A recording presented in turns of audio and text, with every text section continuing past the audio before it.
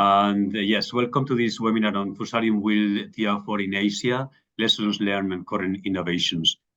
Before we have 200 participants already, Matt, I would like to continue now with the instructions for the webinar. Please, next slide.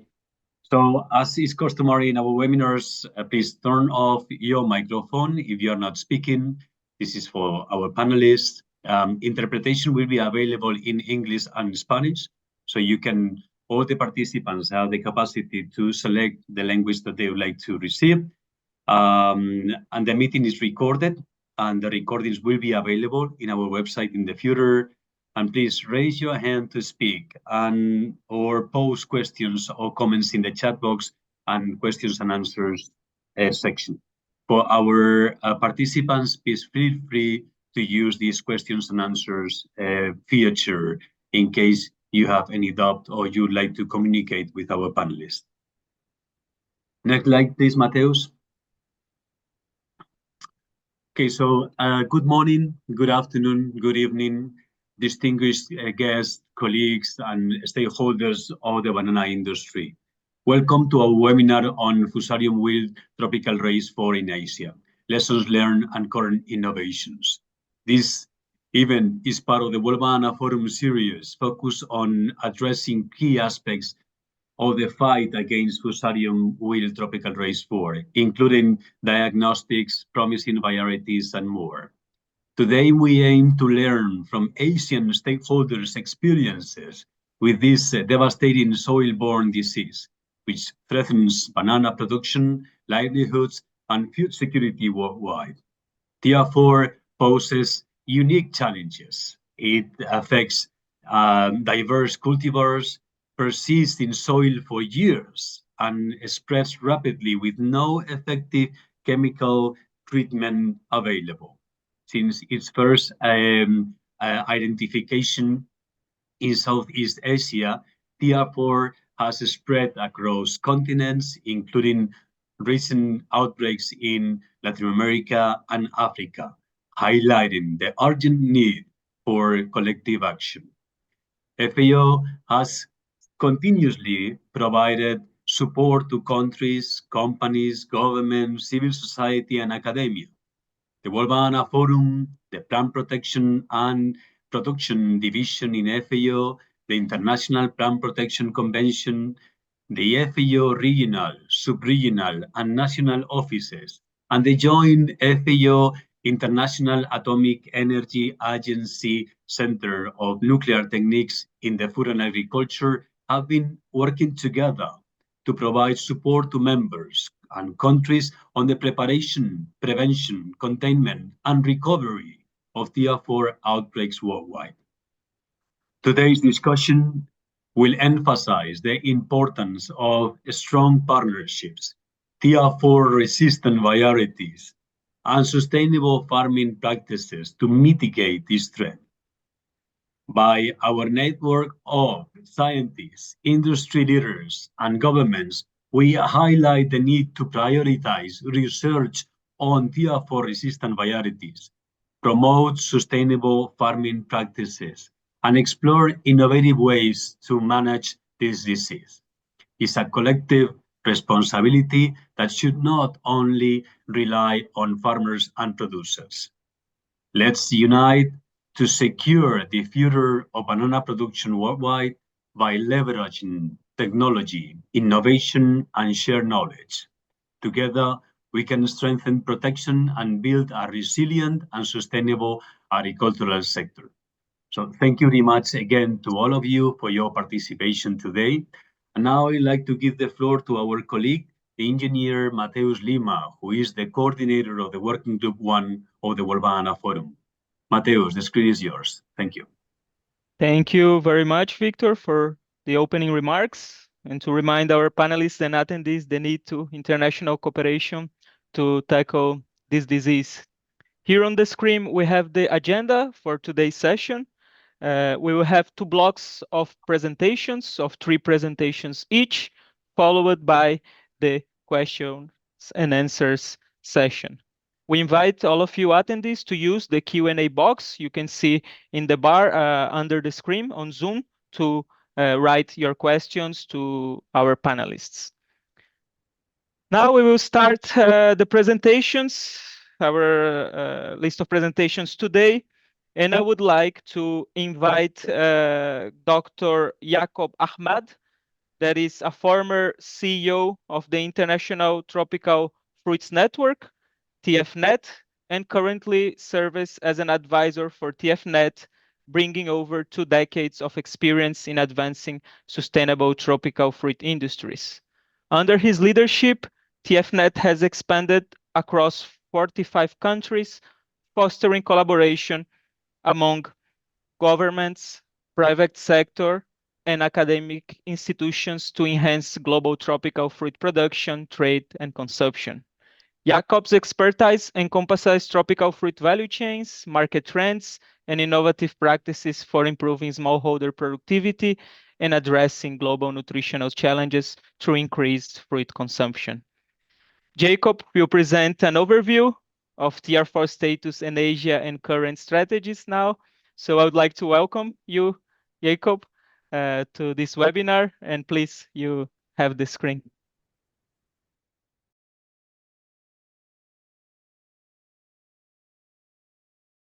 Thank you again, Martis. Well, first of all, to all those who are online now, attending the webinar, including my esteemed colleagues and the team from WBF, a very good morning, good afternoon, and also good evening, wherever you are. And also warm greetings from International Tropical Fruit Network, or TFNet. I take the opportunity also to thank WBF for giving me this time to present what I have. Actually, what I do today is to just give a general overview of the TR4 status in Asia with the current strategies. And my content is, like I mentioned, it's an overview of the situation in Asia with a brief introductions. I'll be talking about banana global production a little bit, on research directions, initiatives, current strategies and challenges, and conclusion. And the details and the specifics, I believe, will be shared by my esteemed panel colleagues from China, India, Philippines, Vietnam, and the alliance from Bioversity and CIAT, who are here today. So before I begin, just a short introduction to TFNet. Is an independent international network established under the auspices of FAO in 2000 with a mandate to develop the tropical fruit industry in relation to production, consumption, and trade. Okay, how did we get involved with TR4? Actually, we TFNet, we in the year 2014, we organized a side event in FAO alongside the CCP side event, and the side event was about mitigating and adapting adaptation measures for the control of Fusarium wilt, including successful development of resistant cultivar. It was more like an awareness campaign, and later we involved in a consultancy group with FAO. But in the year 2000, we organized a workshop. I think it was a big one, together with Asia, with our Australian friends, CATAS from China, CIAT, and the Alliance of Bioversity and in CIAT. So basically, this is how TFNet got involved in TR4. Just some background, which most of you are already familiar with. The disease is devastating and aggressive. It threatens Cavendish and other banana cultivars. And as Victor mentioned, it's soil-borne, it clogs plant vascular systems, causes plant death, and it spreads easily and very difficult to eradicate. And Victor gives some indication of this, how it spread from Southeast Asia to the Philippines and Mozambique, Africa. And generally, we take it as a very dangerous disease. It's a big cause of concern for the industry players. Just for Asia, just to give you a bit of indication of which country is the biggest producer of bananas and which is the least. So of course, if you look at the statistics, India is the biggest producer, followed by China, Indonesia, and Philippines. And the rest are Viet Nam is coming up, there's Thailand, Laos, and so on. But I think what's important is if you look at the trend, the trend is ever rising in India, slightly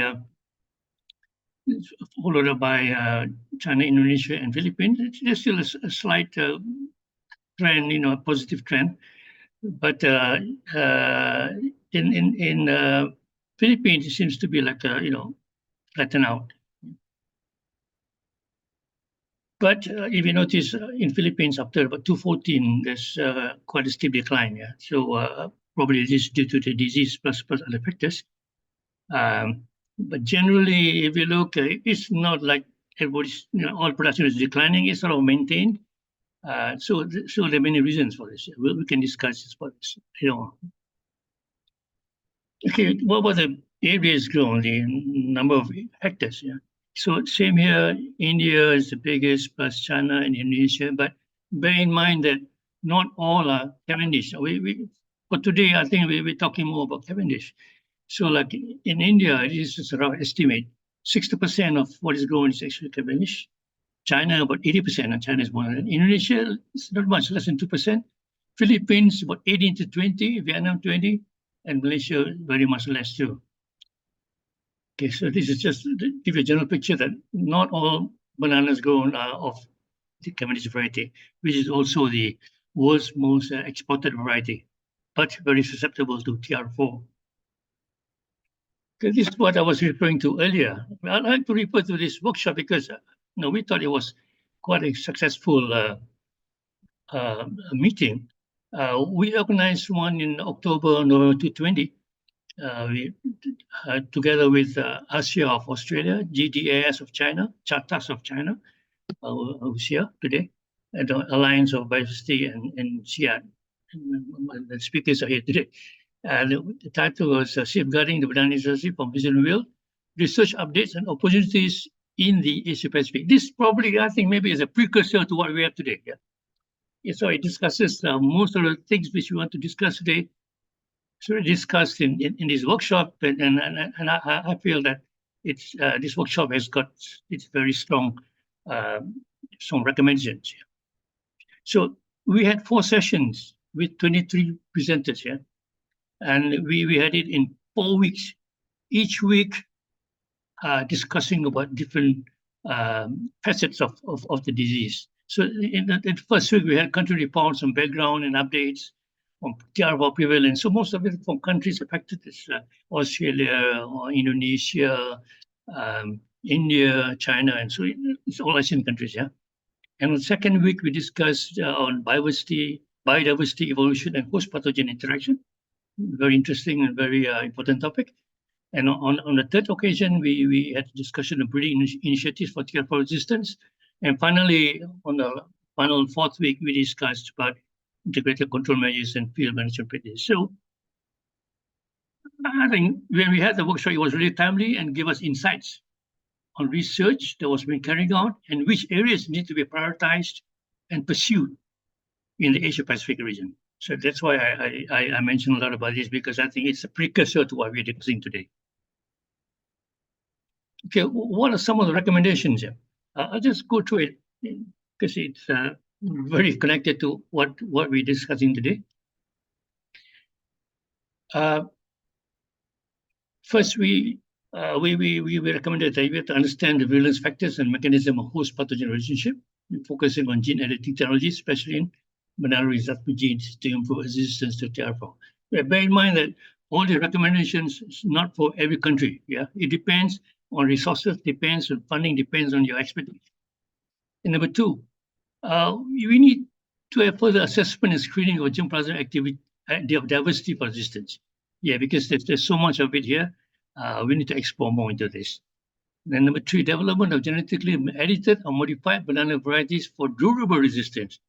Where the word durable is being used because presently we do have resistance, or I call it sort of maybe highly tolerant or moderately resistant, but not like 100% resistant, like being immune. So we thought it would be good to go into this area and develop more durable resistance that would be suitable for the humid tropics and subtropical areas around the Asian region. And I think this number 3 is the holy grail. This is the answer to everything. I think so, yeah. And the other things like the other activities can be like supporting like cultural practices and what do you call it,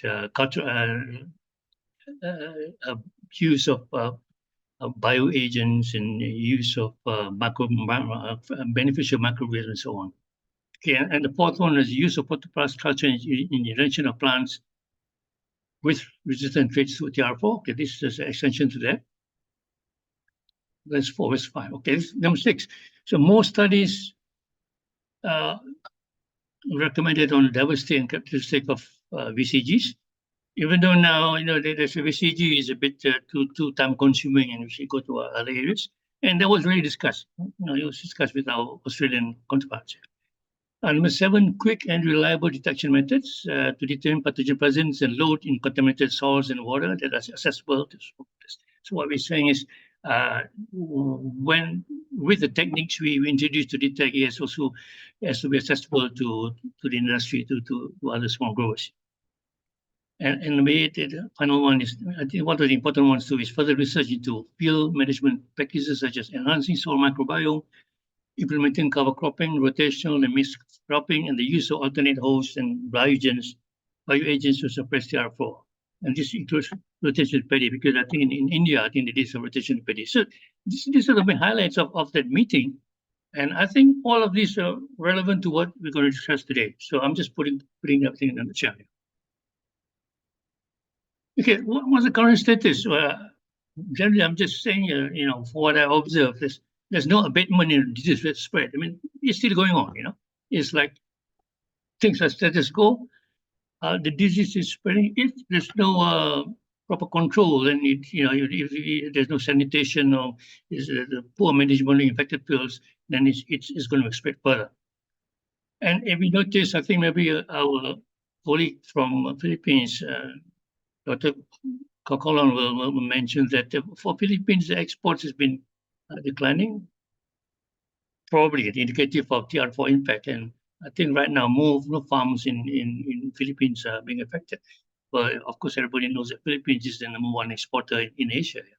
So it's if it goes on, more than what it is, it's not going to be good, for Philippines and the other countries around the region.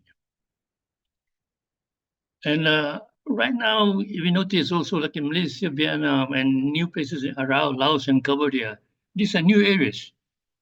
For example, in Laos and Cambodia, there's a lot of Chinese companies investing there, or having joint ventures with local companies to grow Cambodian bananas. Because back home, back in China, probably there's not enough areas or land area left for bananas since they've been affected. Managed, but still affected. And in some countries like Malaysia and us, in between China too, the infected areas are planted with some of the fruit crops, for example, coconut or with dragon fruit, Chinese dragon fruit. And of course, the studies and research on resistant cultivars and disease containment is still on. It's still very active. Of course, the activeness depends on which country we're talking about. Yeah, if you like in China and India, I think the research is more intense. Okay, what about the current strategies to combat TR4 in Asia? Well, this is just a compilation of what I learned. Of course, the #1, use clean tissue cultured planting material. And this is now becoming standard. I mean, maybe in the 70s and the 80s, they still use comb, to grow, or to distribute the planting material. So now at least we have tissue culture which can produce it in clean, sanitized.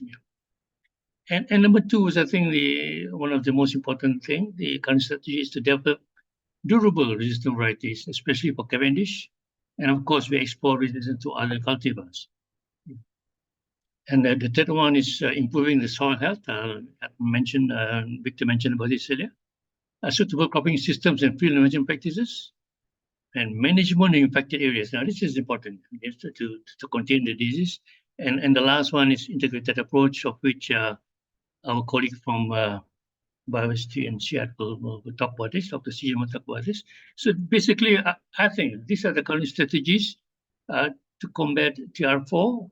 If the others which you have, we can discuss. But basically, I think number 2 is what everybody's looking at: the development of resistant varieties. Okay, I'll just give some few specific examples. So number 1 is nothing much. I think micro propagation of digital culture planting materials is something very normal now. Well, but the development, evaluation, and cultivation of resistant, durable varieties. Well, currently, or it used to be like the varieties normally from somoclonal variation selection, the other chemically or induced chemically reduced or by radiation, and then they are evaluated for disease resistance and other traits, food evaluation, and so on. So now this is what's currently in the field. I think some of it is a bit well, it's like in the past few years, like in China, ZG4, ZG6. They say it's I think it's moderately resistant, even though the claims it can be more resistant, but so far we haven't really found a really resistant, 100% resistant variety. And but ZG4 and ZG6, I think is quite common and is recommended for small orders in China. This is on the Guangdong area, Guangdong province. And Indonesia, according to reports, they've done some work on some varieties from Taiwan with tolerance. Some showed some tolerance, but not resistance. And also, there's some evaluation for some varieties called INA2 and INA3, and other indigenous varieties such as Ketan. Ketan is the local variety. In the Philippines has done it for quite a bit. GCT CV Sumacons 218, 219. This was discussed in the 220 and before 220. But right now, as we noticed, it's difficult. It's still happening. So the varieties are not robust enough. And Australia also reports of working on few. I think they worked on 20 more varieties on resistance. Some should promise, but I believe now they have something new, which they have not released officially yet. But maybe we can talk about this later on. And also, I think even Wageningen University have got something new, but it's not out in the market, so we're not going to discuss about it. But it's in the right direction. I think we're getting there. And just to continue on that, the current strategies. What about field and cropping practices? This is like, for example, in China, some farms are visited. Okay, I'll just I'll go fast here. I won't give you examples, but there's some work done in China on the cropping practices and crop rotation in Indonesia, and for soil improvement. There's a lot of work on using Bacillus, Pseudomonas, and so on, and managing by isolation disruption. This is normal, and the integrated approach. I'll go very fast here. Okay, challenges. Well, I think first of all, we don't have a consistent, reliable variety, because it takes time to test and evaluate. There are challenges: long-term prevalence of TR4 in the soil, inaccessibility to accurate detection tools, difficulty in containment, and the last one is important: the lack of funding and other resources for research. Okay, what's the conclusion way forward? For me, this include. I think this number one is the most important: development of resistant varieties suitable for various soils and climatic environment. Clean tissue culture planting, which is done now. Continue improving soil health with focus on beneficial microorganisms and biofertilizers. Develop cropping systems and field management practices, and rigorous management of infected areas. Strong collaboration, and this is what we are about today with industry players, companies, and growers, and integrated multidisciplinary approach incorporating all strategies. I think that's what I for today. Thank you very much. I hope what I mentioned will be discussed. I think it will be discussed in detail by our colleagues in the panel. Thank you so much, and thank you for listening and giving your time. Thank you very much, Jacob, for this insightful presentation. I think was a very good introduction also to our other panelists that you present this overview of the status of TR4 in Asia. And I would like to recover some of the topics that you mentioned, the importance of screening for germplasms, the banana diversity of genetic diversity, also the research on resistant varieties, the importance of the soil microbiome, the importance of biosecurity measures, the use of clean tissue materials, crop rotation, international collaboration, and the integrated approach. So I think this integrated approach, it's the key, and that the panelists will dive in the country example. So thank you very much, Jacob. Before passing the floor, I would like also to ask the following panelists to speak slowly to support the work of our interpretation. And now changing for the broad perspective of Asia and going to a perspective of a country, of China, I would like to introduce our next panelists, Dr. Wang from the Chinese Academy of Tropical Agricultural Sciences, CATAS. Dr. Wang worked as a researcher and professor at the Institute of Tropical Bioscience in biotechnology of the Chinese Academy of Tropical Agricultural Sciences, CATAS, in China, and his research mainly focused on the plant microbe interaction and the biocontrol of phytopathogenic fungi. With over 40 publications, he has a significant expertise in Fusarium wilt TR4, including pathogenic mechanisms and biocontrol strategies. His academic background includes advanced degrees in Southeast University and Sun Yat-sen University. Welcome, Dr. Yang. It's a pleasure to have you with us. He will present the innovative solutions for managing Fusarium wilt TR4 in China. So please, Dr. Wei, you have the Okay, screen. thank you for introduction. First, thank to Eval and World Banana Forum Security or organize this meeting. I'm so happy to share the recent research progress for controlling FOCTR4. Here, I show my topic. Title is Innovative Solutions for Managing Fusarium wilt TR4 in China. As we know, bananas are the world's most important fruit. They are also a staple food for millions of people throughout all developing countries. More than 130 countries around the world plant bananas, which are distributed in developing countries in Asia, Latin America, and Africa. They have a short growth cycle and high yield and rich in protein, carbohydrates, keratin, niacin, vitamin C, and E, trace elementary, and so on. Bananas are prevent high blood pressure and constipation or antioxidant, antidepressant functions, help sleep, and relieve cardiovascular. In China, banana mainly distributes in Guangxi, Fujian, Hainan, Yunnan, Guangdong, and Guizhou provinces. The industry provides more than 2 million employees. In 2023, China's area is 4.79 million acres. Output is 1.52 million tons. Production value is more than 14 billion yuan. Banana industry is a highly effective agriculture in tropical regions of China. Banana Fusarium wilt is one of the most destructive diseases.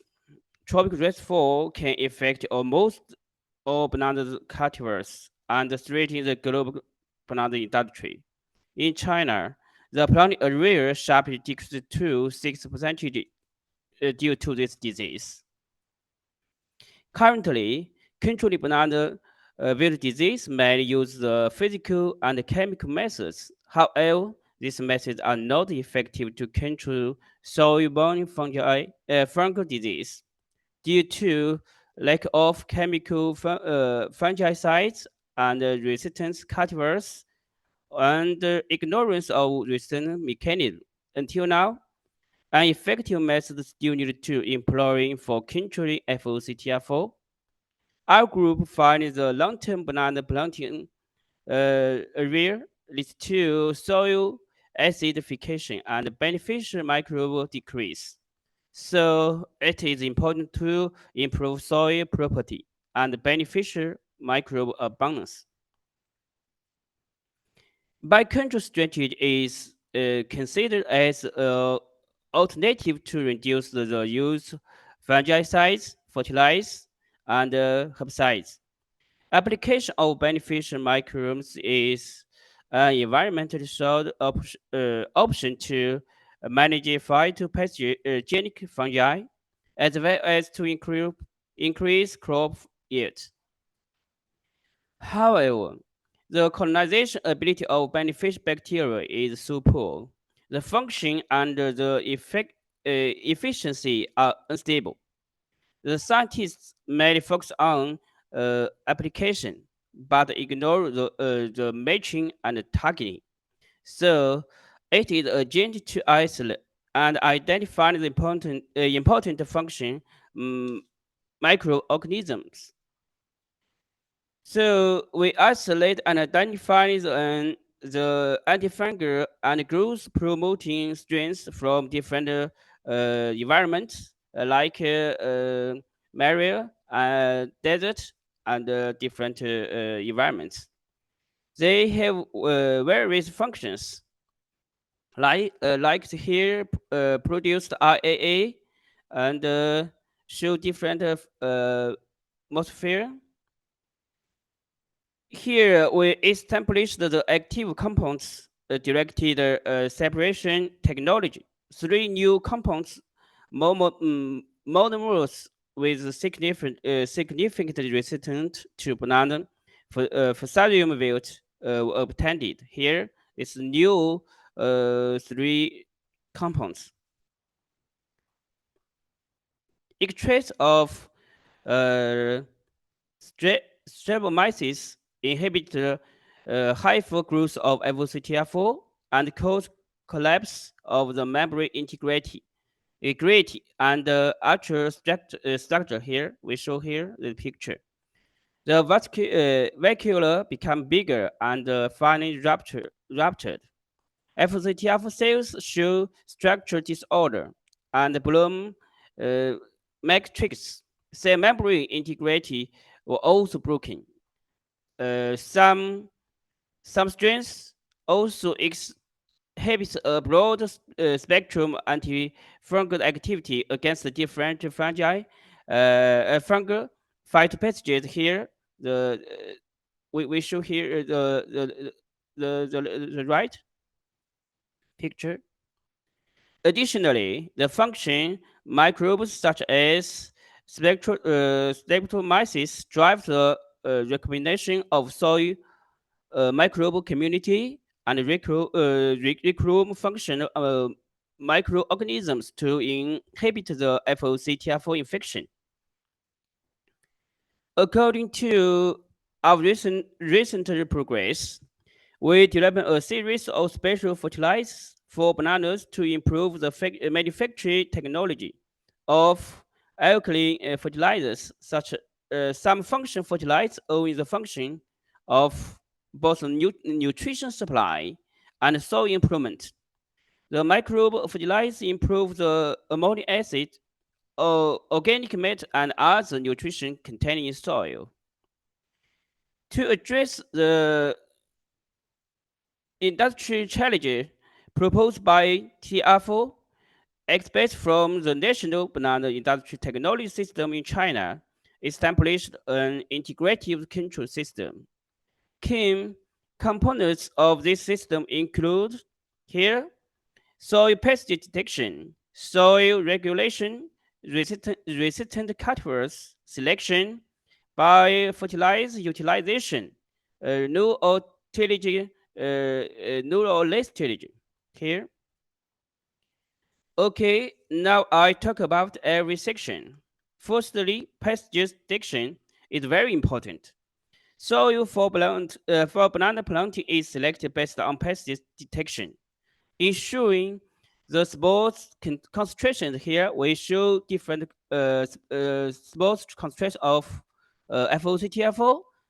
Like here, if the concentration is let's say 5%, you can use conservation cultivars and conservation methods to plant. It's okay.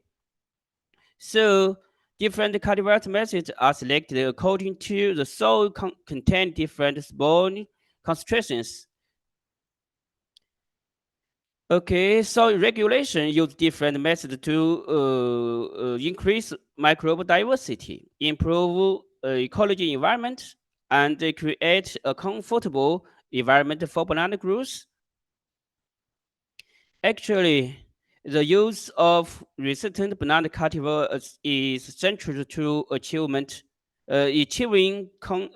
controllable and preventable Fusarium wilt disease. In China, our scientists breed resistant or same resistant banana cultivars. Here we show different cultivars such as Zhongzhe number 1, Baodao, Reke number 2, Nantianhuang, Fenza number 1.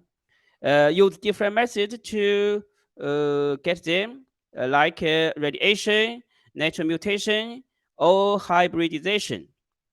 Especially Zhongzhe number 1 and Nantianhuang, widely planted in China.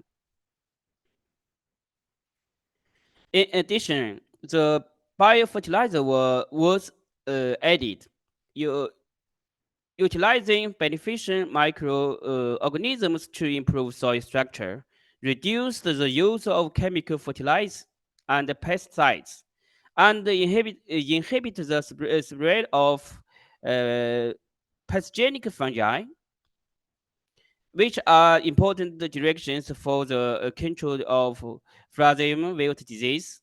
Here, we also isolated different strains from different environments.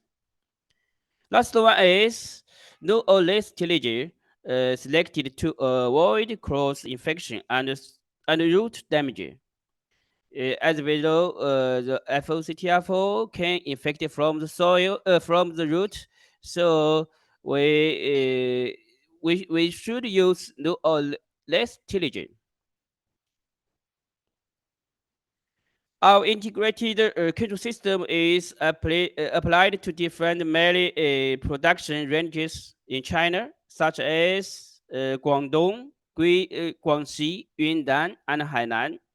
Here we show different pictures of province. Okay, we also performed more than 200 training courses and on-site meetings and training more than 14,000 enterprises, planters, and farmers. So we also show application achievement here. 19 testing stations and 55 meeting monitors points had been established in China here. And the rate of disease was controlled less than 5%.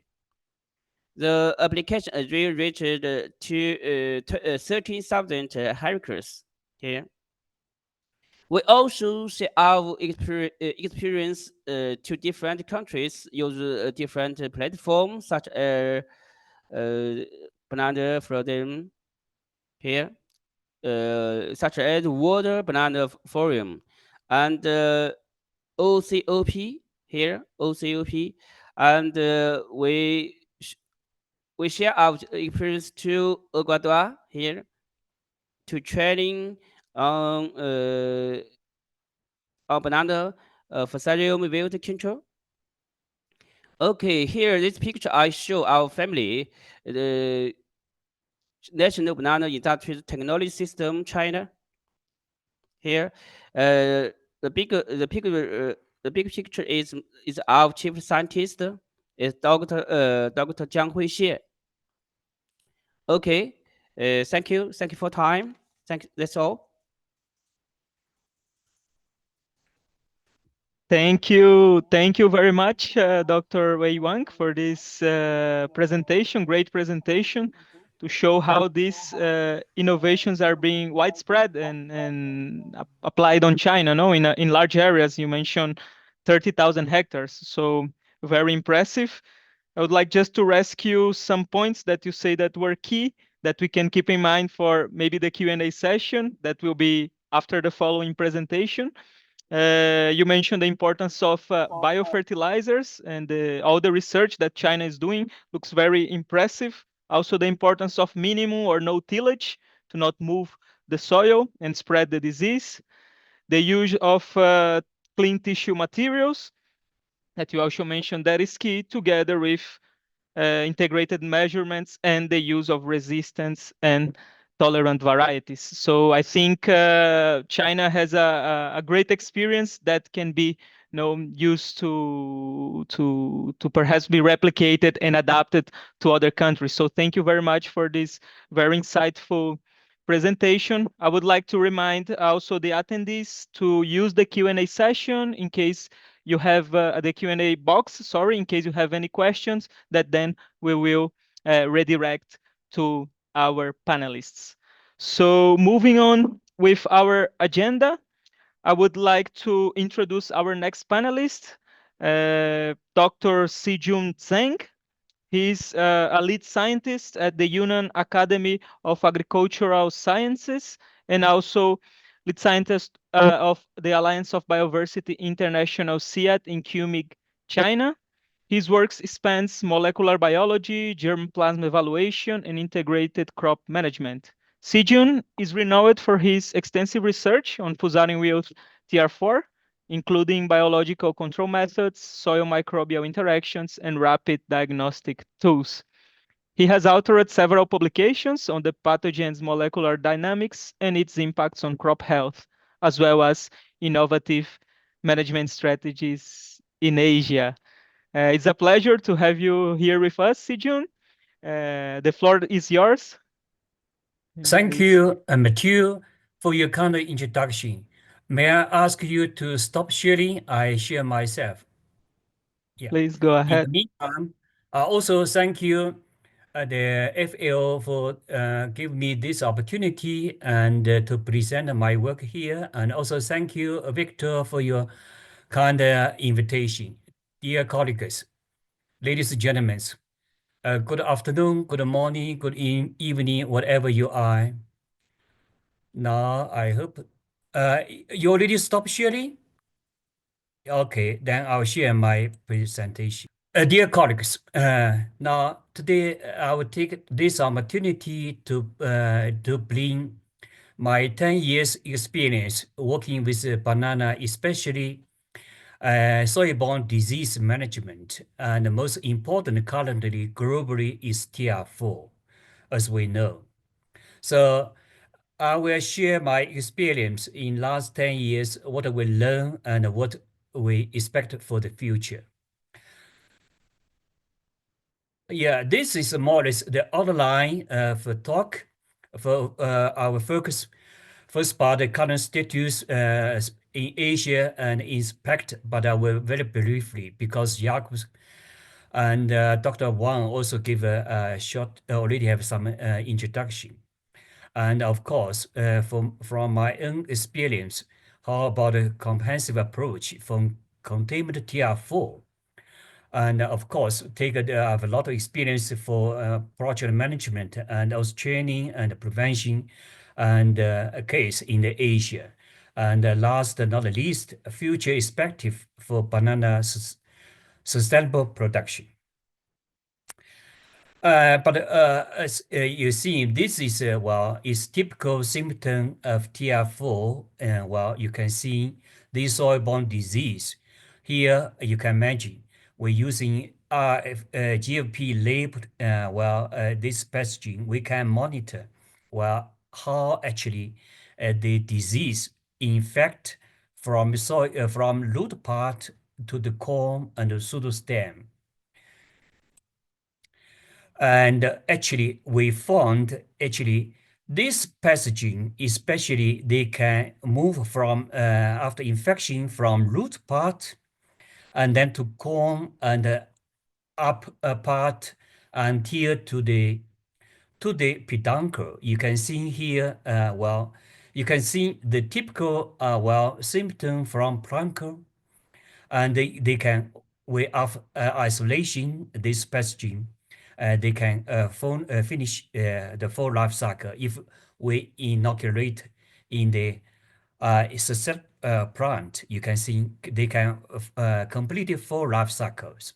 That means actually this soil-borne disease, normally they usually cannot have flu setting, but since in China we're using a lot of tolerant variety or susceptible variety, actually the pathogen can go up to the peduncle, even to the very close to fruit part.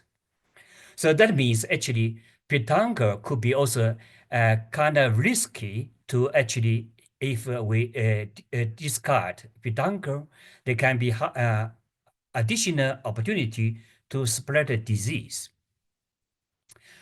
This is globally currently the TR4 spreading, especially of course most very concerned is in the South America part. That's because as we know, the banana is mainly exported to the North America and also to the Europe. But even like Ecuador, we also export a lot of banana to China. How about current state in the Green-Macomb subregion? Well, in Green-Macomb subregion currently, have this red dot part, those countries already infected by TR4, and currently, especially, we are not for sure yet. It's only for Cambodia from Green-Macomb subregion, and in the South part of Asia, like Nepal, couple years ago, it's still no TR4, but since 2 years ago, we found a TR4 in Nepal. But currently, also another important country like Bangladesh, we still don't know yet. So here I give you a brief picture about previous FL project during 2018 to 2019. There were, in that time, we make an intense survey in Cambodia, but it's only, mainly it's a race one. It's no TR4 yet. And actually, through this project, that's very important funding, actually, that's in the Thailand. In Thailand, through this FL project, actually, first time we identify TR4 already present in the Thailand, very close, to the lower part. Of course, we already have several publications here, presented here. Actually, during this project, we also made quite an intense survey in the Viet Nam.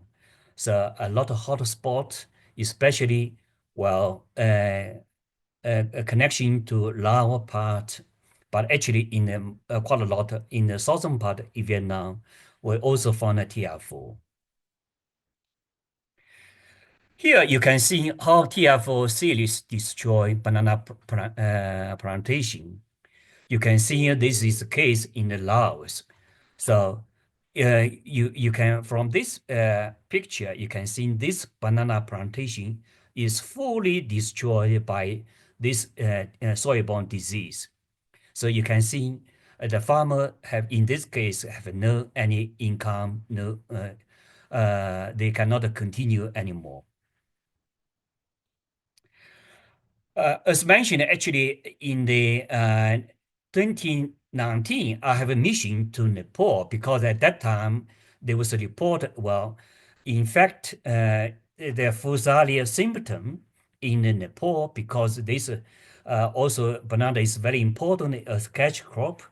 So I went there and make sampling, working together with a Nepal colleague, and did a quite intense survey. Well, as we know, this Fusarium wilt symptom, whatever infected by race 1 and TR4, the symptom is more or less very similar. So you can see during our intensive survey, actually, we didn't find, well, TR4 actually is mainly race 1, but have several VCG. It's mainly VCG 0124, 0125. So because we're using Cavendish, using Cavendish, we inoculate Cavendish variety. They have no any symptom, but using we have another AB variety because they are easily infected by race 1. They show symptom.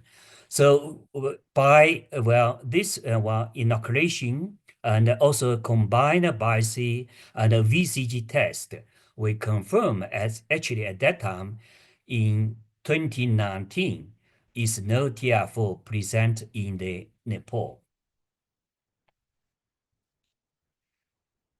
And actually, how about the Bangladesh? Well, based on the literature, the colleague, especially from Professor Otto's group, together with Dr. Monster.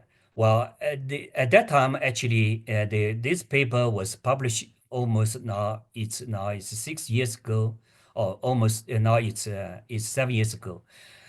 That in Bangladesh actually is also no TR4. It's mainly different kind of race 1 present there.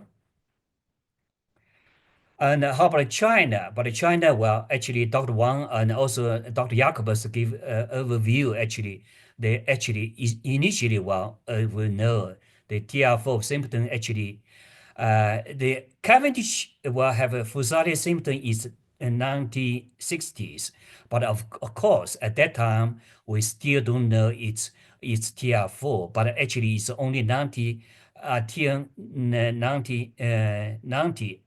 we identify with TR4. This is more TR4 spread in different province in China. But in China, but you can see actually initially not from the 90 and until 10 years ago, it's quite a severe spreading, but they are continue spreading. But why Chinese banana industry still exists? Just Dr. Wang give intense presentation because using a comprehensive approach that make this banana industry still survive.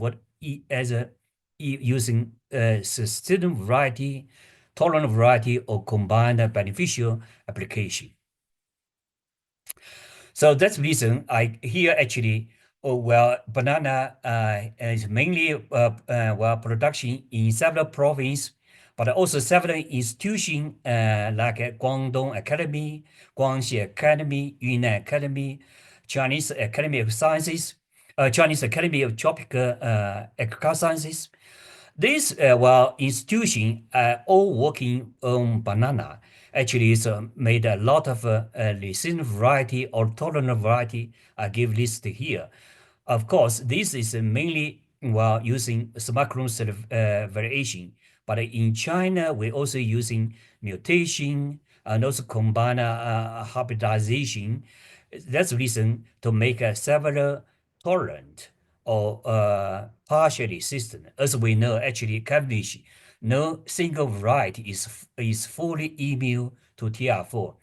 But just using this approach in above ground make a resistant variety, they can they make a banana industry survive. But now I will go to another topic for the below ground. As we know, any organism like our human being, like plant, banana also is not living alone. They are living actually associated with a lot of microbiome. Whatever is bad guy or good guy, actually we are coexist. So actually, here is the concept why soil microbiome linked plant health and even one health for our human being. So actually, that's the reason actually using biological control is very good approach because as I just mentioned, because they are banana plant is not living alone. They should be dealing with a lot of organisms together. Fusarium wilt is bad guy, but beneficial organism is good guy to help them to induce resistance. Here I show you two good examples, especially in the Yunnan province, because Yunnan province currently is one of big province of banana production in China. Here I give you a good example is banana production combined pig farming integration systems.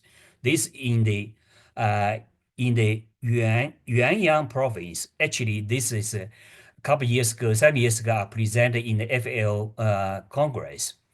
The idea is you can see this pig farming using some waste or young banana as a food, but also pig produce fertilizer, combine a lot of beneficial microorganisms after fermentation and irrigation to improve soil health. So this is a good example in Yuanyang province, Yuanyang county of Yunnan province. Another good example, also in the Yunnan province, but that's in the Jiangcheng. That's a really big banana production area. They have 300 hectares, is quite a large scale. The same story. Pig farming integration banana production. So you can see this is a pig farmer produce fertilizer combine beneficial fermentation and after irrigation to improve soil health. And then because in this farm, actually we detect TR4 was there, but the TR4 although there, but they are not to make a plant sick. Why? Because beneficial, they can suppress. Later I'll tell you what's the mechanism behind. So you now look at more across is Yunnan is mountain area. You see this is really large scale farmer. Of course, these two case need a good capacity. A lot of small capacity farmer maybe cannot match in this way. But then I show you another example. For instance, this is in the Hainan province. Dr. Wang is located there. Because, for instance, this is a small farmer. Small farmer here, the left side, I also just before COVID, my Bioversity colleague together with me visiting this farmer. You can see the using Nantian as one of tolerant variety combined beneficial application. And this farmer, the previous disease incidence from 80% to be management to 5%. But look at this farmer, they're using sustainable variety and not using beneficial microorganisms together. This is it's very heavily, can also not much commercial value for this farmer. So now why actually the beneficial market is working? So now I give you from practice to mechanism to understand what's mechanism behind. Here you can see we can isolate a different beneficial isolate like bacillus. A lot of different, of course, we have different isolates. You can see here if TR4 can this PDF fully grow plate, but a different isolate you can see here. They can in the middle is TR4 mycelium, and you can see this dual test different isolate you can see they can significantly suppress in the middle part of mycelium growth. We can also measure the diameter, how much effect. Now, if we look at more closely, you can see this control, this mycelium should grow very nicely, very healthy. But if you take a mycelium in the middle, although they have no physical contact with beneficial isolates, but the structure, this mycelium is fully changed. You can see destructure, this structure. That means actually they cannot grow normally. That's understand why they make a function. Actually, we have, of course, we have studied also gene expression. We know a lot of gene, if using this beneficial together, they produce certain genes response to different chemical compounds. Then they make a function to suppress the growth. But due to time, I will not go detail. So, but I just quickly show you that, of course, validation in the greenhouse. You can see, well, in the greenhouse, if we inoculate this beneficial microorganism, if control of 2 months, you can see the plant show symptom. In the corn, a serious problem with brown dark in the corn. But we're using beneficial market application after 2 months. The plant show very good health, and in the corn, it's very clean. And not only suppress disease, but of course, they promote plant growth. That's why, explain why it's working in the field. So if we look more closely, actually we're using a scanning electron microscope.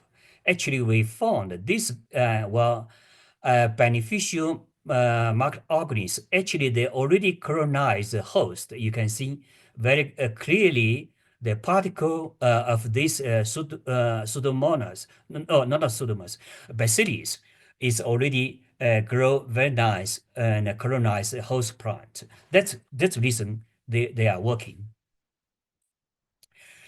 Well, then we look at large scale again. I show another 2 examples. One is in China, in the Guangxi Academic Sciences, the construction with compound beneficial microorganisms together. Several, you can see in the field trial, well, you can see clearly control effect in the field condition.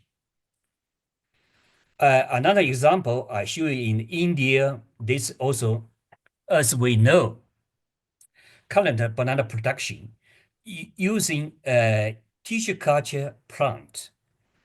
One good advantage is using tissue culture plant remove a lot of bad guy, lot of pathogens. But of course, during tissue culture, a lot of good guy, beneficial endophytes also removed. So the idea in India, well, is want to actually introduce good guy into plant. That means they using granule in the tissue culture phase, introduce this beneficial microorganism, and then they also they later growing the plant, they show good resistance to the TR4. So now last year I edited one e-book, bring most research in this topic from Australia, China, Colombia, and India in the frontier in microbiology. So this have a correct 11 publication, a good story in this topic. You can find more detailed information from this ebook. Hello, Of course. Sijun. Sorry to interrupt. Just to mention that we passed the time allocation, so if you could start to wrap up, would be highly appreciated. Thank you. Okay, thank you. Now, of course, training very important and indoor and outdoor, and also like infection. And of course, I first will thank you actually FAO the effort, great efforts. One mention is during 2018 and 2019, this is working Great Mekong sub-region. I was at that time as international consultant involved in the project. And also we training in the Great Mekong sub-region like Cambodia, Laos, Thailand and Vietnam in this period. Of course, most important, I mentioned actually tolerant variety, but also change actually cover crop or the beneficial application.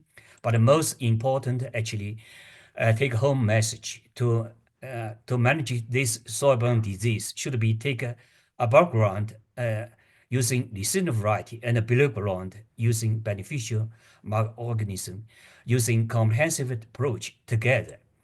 And of course, we can discuss more or less. Actually, we need a lot of actually Jacobson and Dr. Wang also mentioned we need working together, not only one team, but I need an international community all working together. Stakeholder, FAO, and national institution working together. This is a team of my group located in the YAS. And finally, we thank you, National Science Foundation and also Alliance Bioversity CIAT, FAO, and also IEA. Thank you for your attention. Sorry, maybe a little bit over time.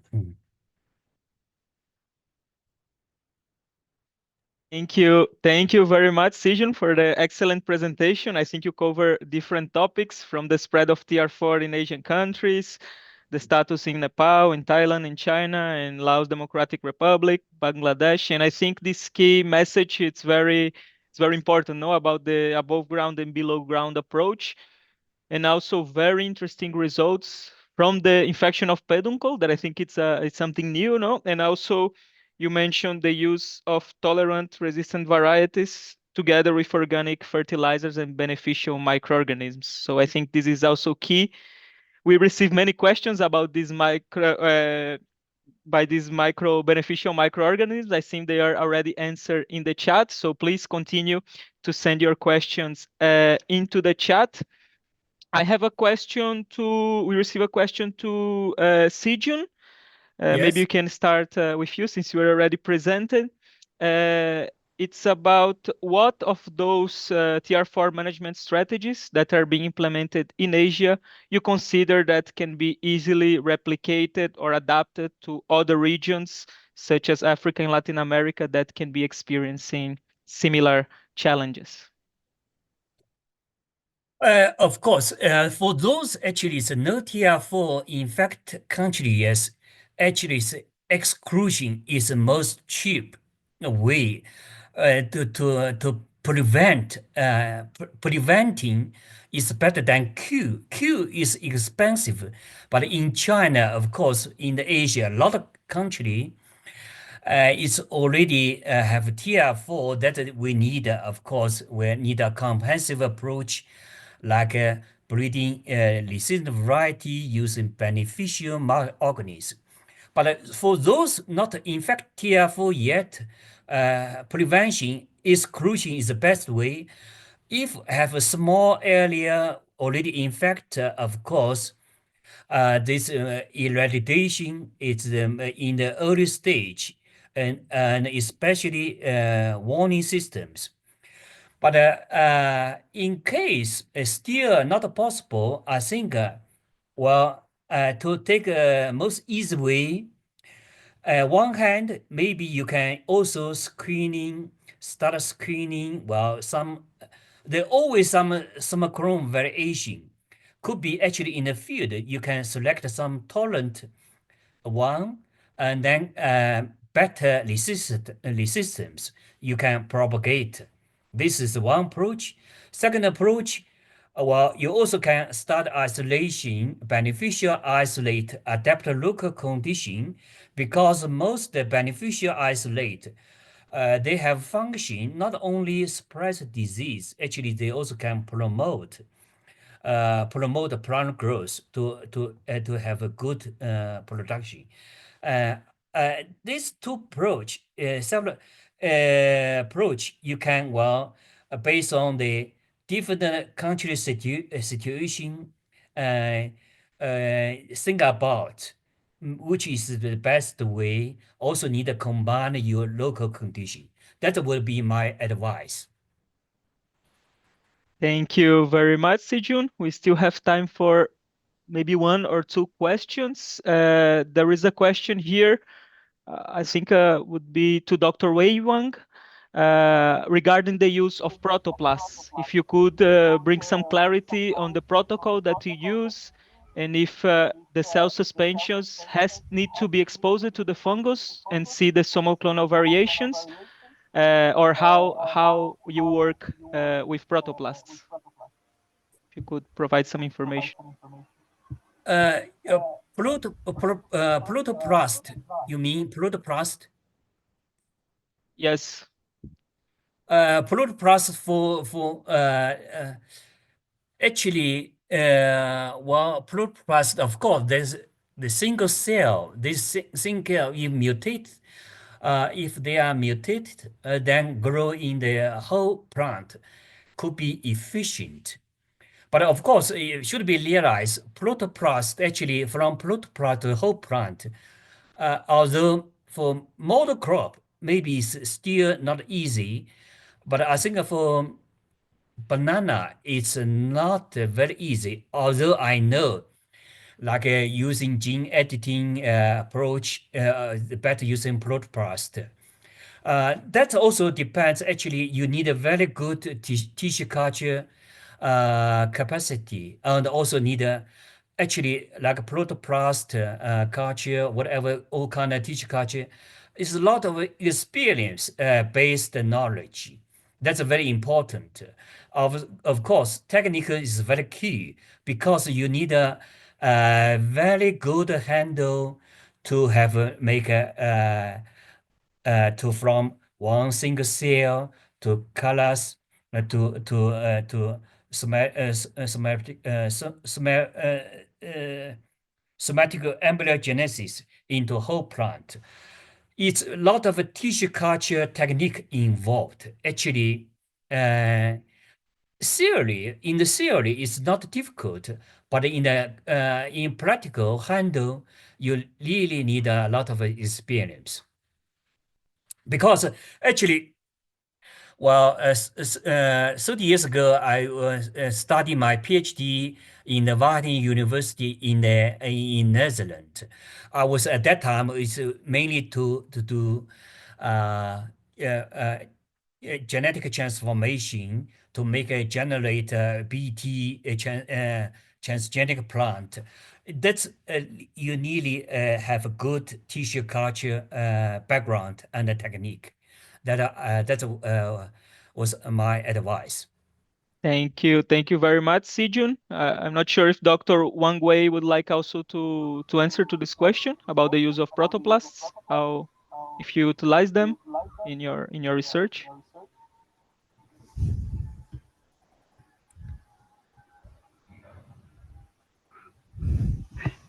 Yeah, can you hear me? Yes, we can hear it. We don't use the proplast. Here, sorry.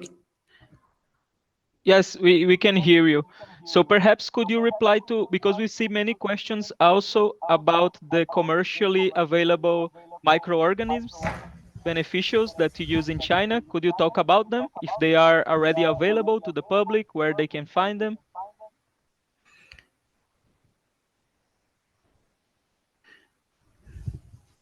Yeah. We also publish some papers about the how to control the FOCTR4 use microbes.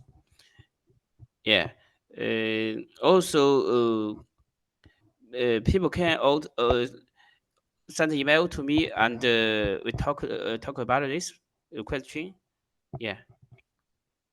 Perfect. Thank you very much, Wang Wei. And we can also add this information in our report that will be published following this event. So thank you very much for the panelists from this first batch. I'm aware of the time, so I think we can move now to the next panelists. Moving a little bit from China, now we can go to India. No, so it's a pleasure for me to introduce Dr. R. Selvarajan.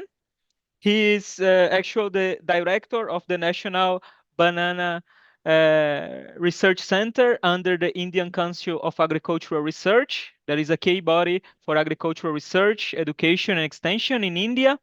The National Research Center for Banana, it's a research and development institution dedicated to banana improvement, production, protection, post-harvest, value addition, and human resource development. With over 30 years of experience within ICAR, he joined the National Research Center of Bananas in 1996 as principal scientist and took office as director 2 years ago. He's specialized in plant pathology, particularly plant virology, and has contributed to the development of detection methods for banana viruses and is working on developing transgenic bananas with virus resistance.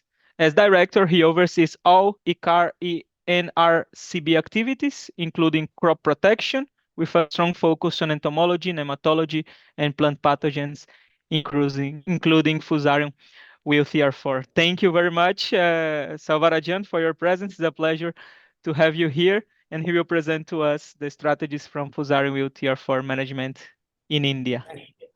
Thank you, Matthews, and thank you for the opportunity by World Banana Forum, Mr. Victor and Matthews for connecting me with this forum.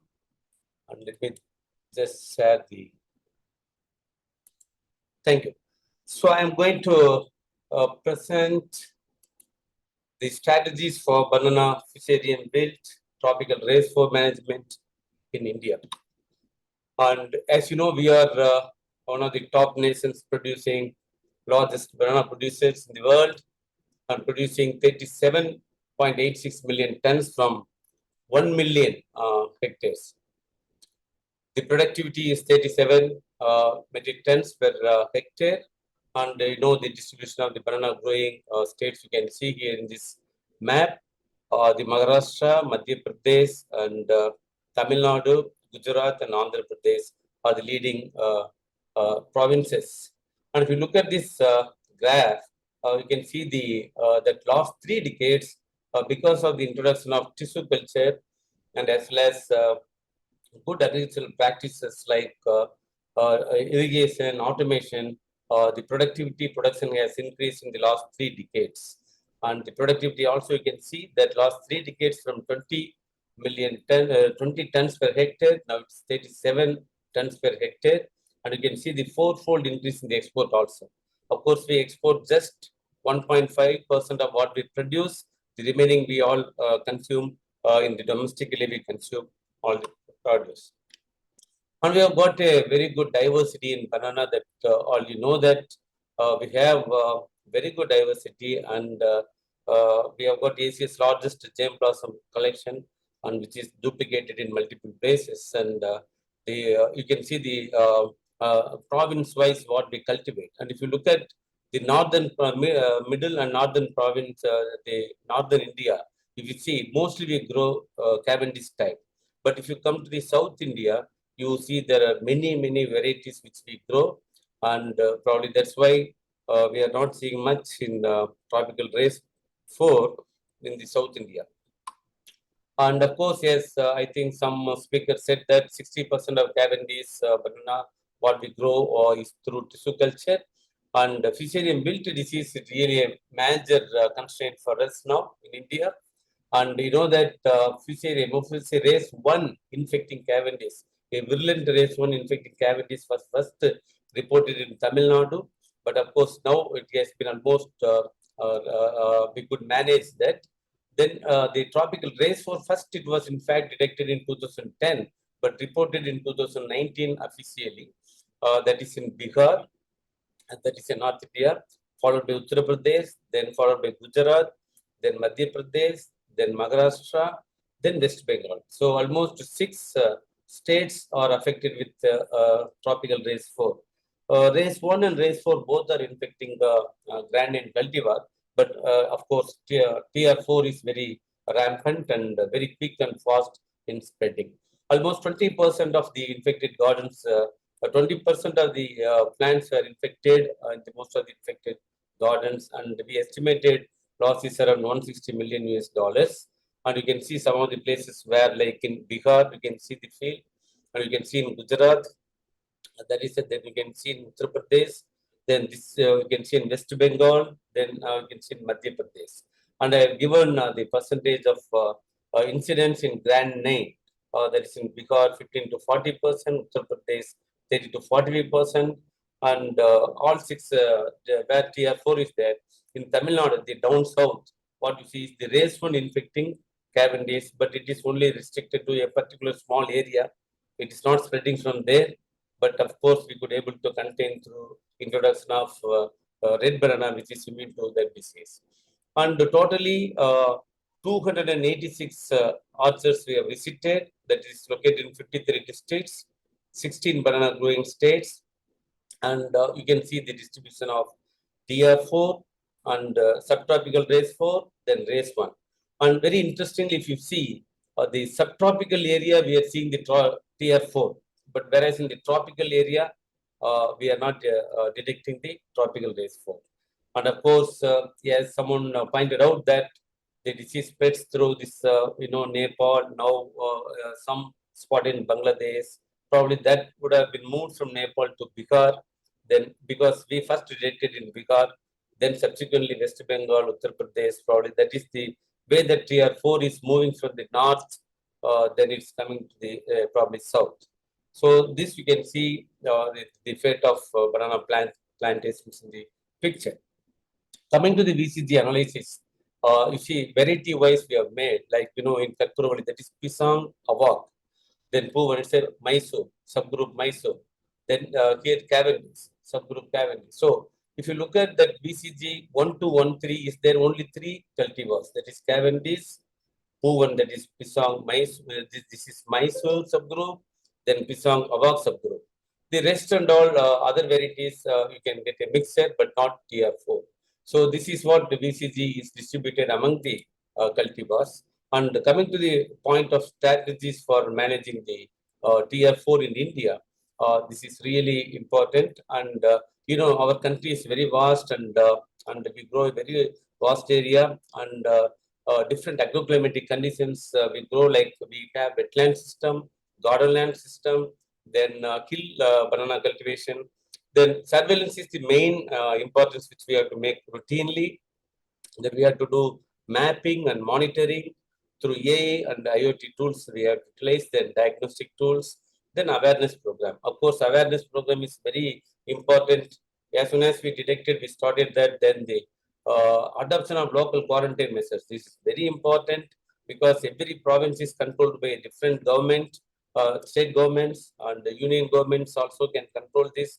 But disinfection of all farm tools, demarcation of infected sites after eradication, improve and introduce the legislation. See, we have domestic quarantine, but the movement has to be further restricted.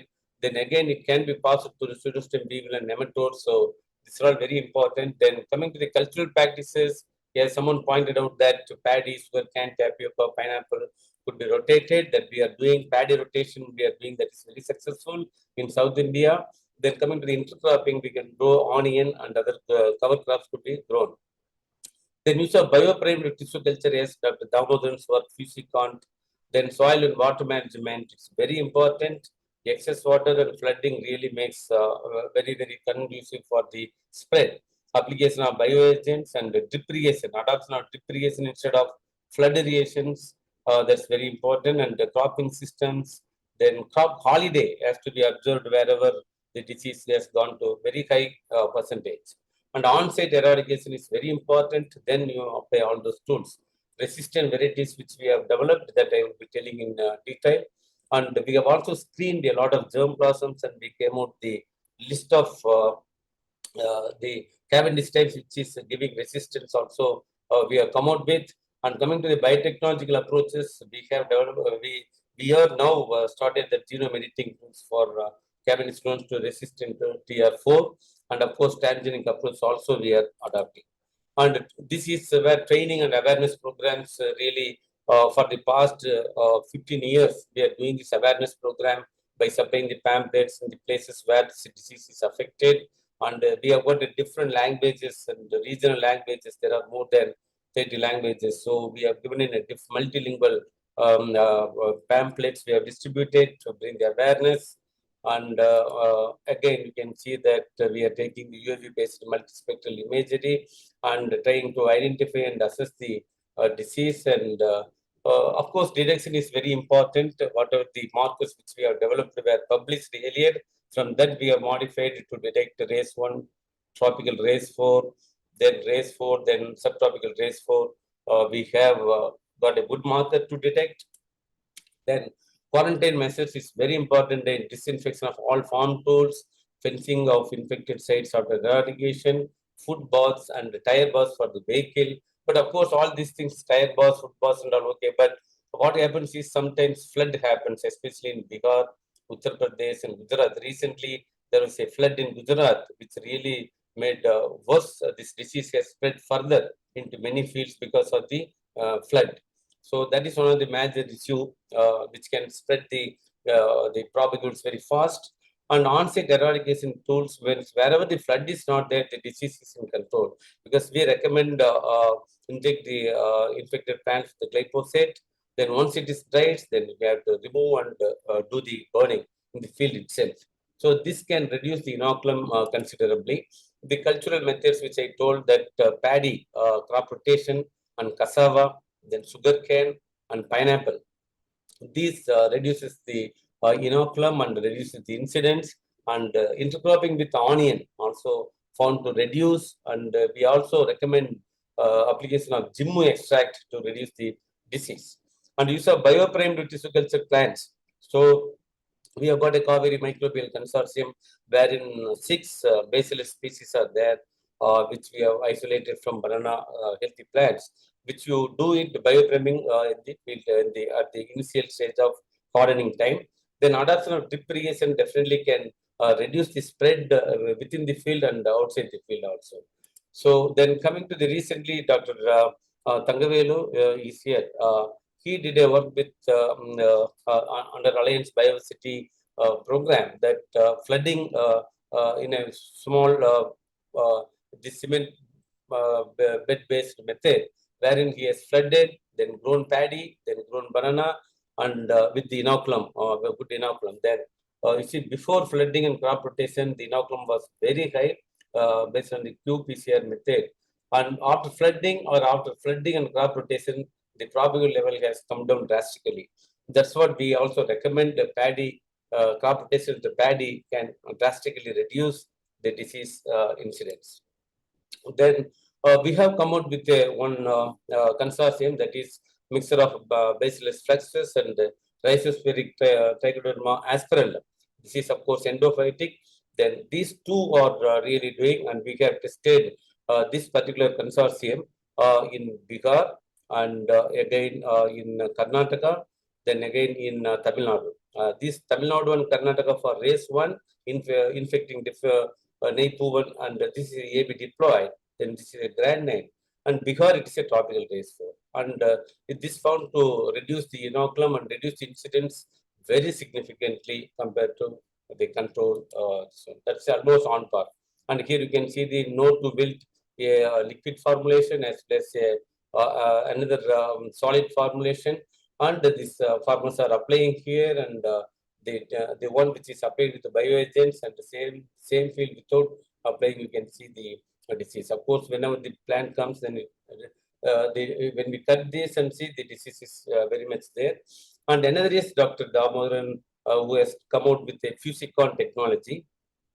That is also Trichoderma risi, that is bioframing they do, and this is doing very good job. Reduction of 95% reduction over control could be, and this adoption of this technology also expanding in North India. And coming to the other recent one finding was that application of organic amendments like different oil cakes. Out of neem cake, castor cake, groundnut cake, gingerly cake, mustard cake, this groundnut cake has given very good reduction in the reduction of the inoculum, and the internal score also very less. Of course, we had to apply 300 gram of groundnut cake per plant. Then coming to the resistance, we have screened quite 277 gem blossom which we have in the fields in band, and we have screened not only the pot culture but also in the hotspot that is in Bihar where tropical racefour is there. So we have planted in the hotspot and we have screened quite a good 277, and 34 number of accessions are almost resistant, out of which you can see there are 6 accessions are resistant to tropical racefour. This again Manoranjidam is another race, land race which is grown. Bharatmuni also land race which is grown only in India. This also showing the very good resistance. Of course, in other having other gem blossoms also exhibiting very good resistance against tropical racefour in the field as well as pot culture. And we have also did some ITC accessions we have tested, and of course in this testing also we come out with many resistant lines, including FIR23. It is like, FIR23 is akin to a Cavendish type. Then again GCTCB 2 and 5 already someone pointed out this, and there are many other. These two are the in fact Cavendish type. The rest are different, and we have got many ITC accessions resistant to TR4. And resistant accessions to FOC race 1 infecting Cavendish. That one is red banana is really immune. Then there are many Cavendish types are resistant against the TR4. This race 1, a virulent race 1 which is infecting Cavendish. And as I said that red banana, Lain and Kaveri Sugandham is good. Then we are doing mutation breeding. This mutation breeding, we take the male bug and we establish cell suspensions, and we go for exposing to the gamma mutation as well as ethyl methyl sulfonate also we expose, and we do the toxin screening, fusaric acid and all we take and screen here. Once whatever we get the plants here, we go for pot screening. Then after pot screening, we go to the field screening. Then we find out the resistant stocks. So in this line, we have got a lot of lines, and such lines, you can see the lines of this mutant, grandin mutants, which is resisting against TR4. There are 2 mutants we got, and we developed a lot of mutants, but these 2 were exhibiting the resistance, and the plants or the bunches are akin to grandin. And we can see other than grandin also, you can see this is through hybridization, we got this Kaveri constant hybrid. This is also resistant to TR4, and already we have screened. And another what we have screened is in Gujarat is this grandin mutant. The developer is here, Dr. Saraswati is here, Dr. Tangavelu is here, and you can see in the field it is performing very good. Yes, against grandin where 80% incidents happen, but we got only just 5% incidents in the same field with this mutant. Already 2 years is going on, and we have introduced red banana in the North India like Gujarat, where the 100% infection of wilt was there, and we did not find any infection in the red banana. So this red banana clone could be replaced with we can replace grandin with this red banana to overcome the disease. Dr. Ramasamy, sorry to interrupt, just to inform you that we exceeded the time. So if you can start to wrap up, would be highly appreciated. Another 2 slides, So again, you can see these resistant lines, and again, we are doing the mutants in different places. Uttar Pradesh, we have deployed some varieties, and we are also working on genome editing. And genome editing, we are what we do is that we have identified some susceptibility factors like DMR6 and the NS genes. And those genes we are knocking out and looking for the resistance.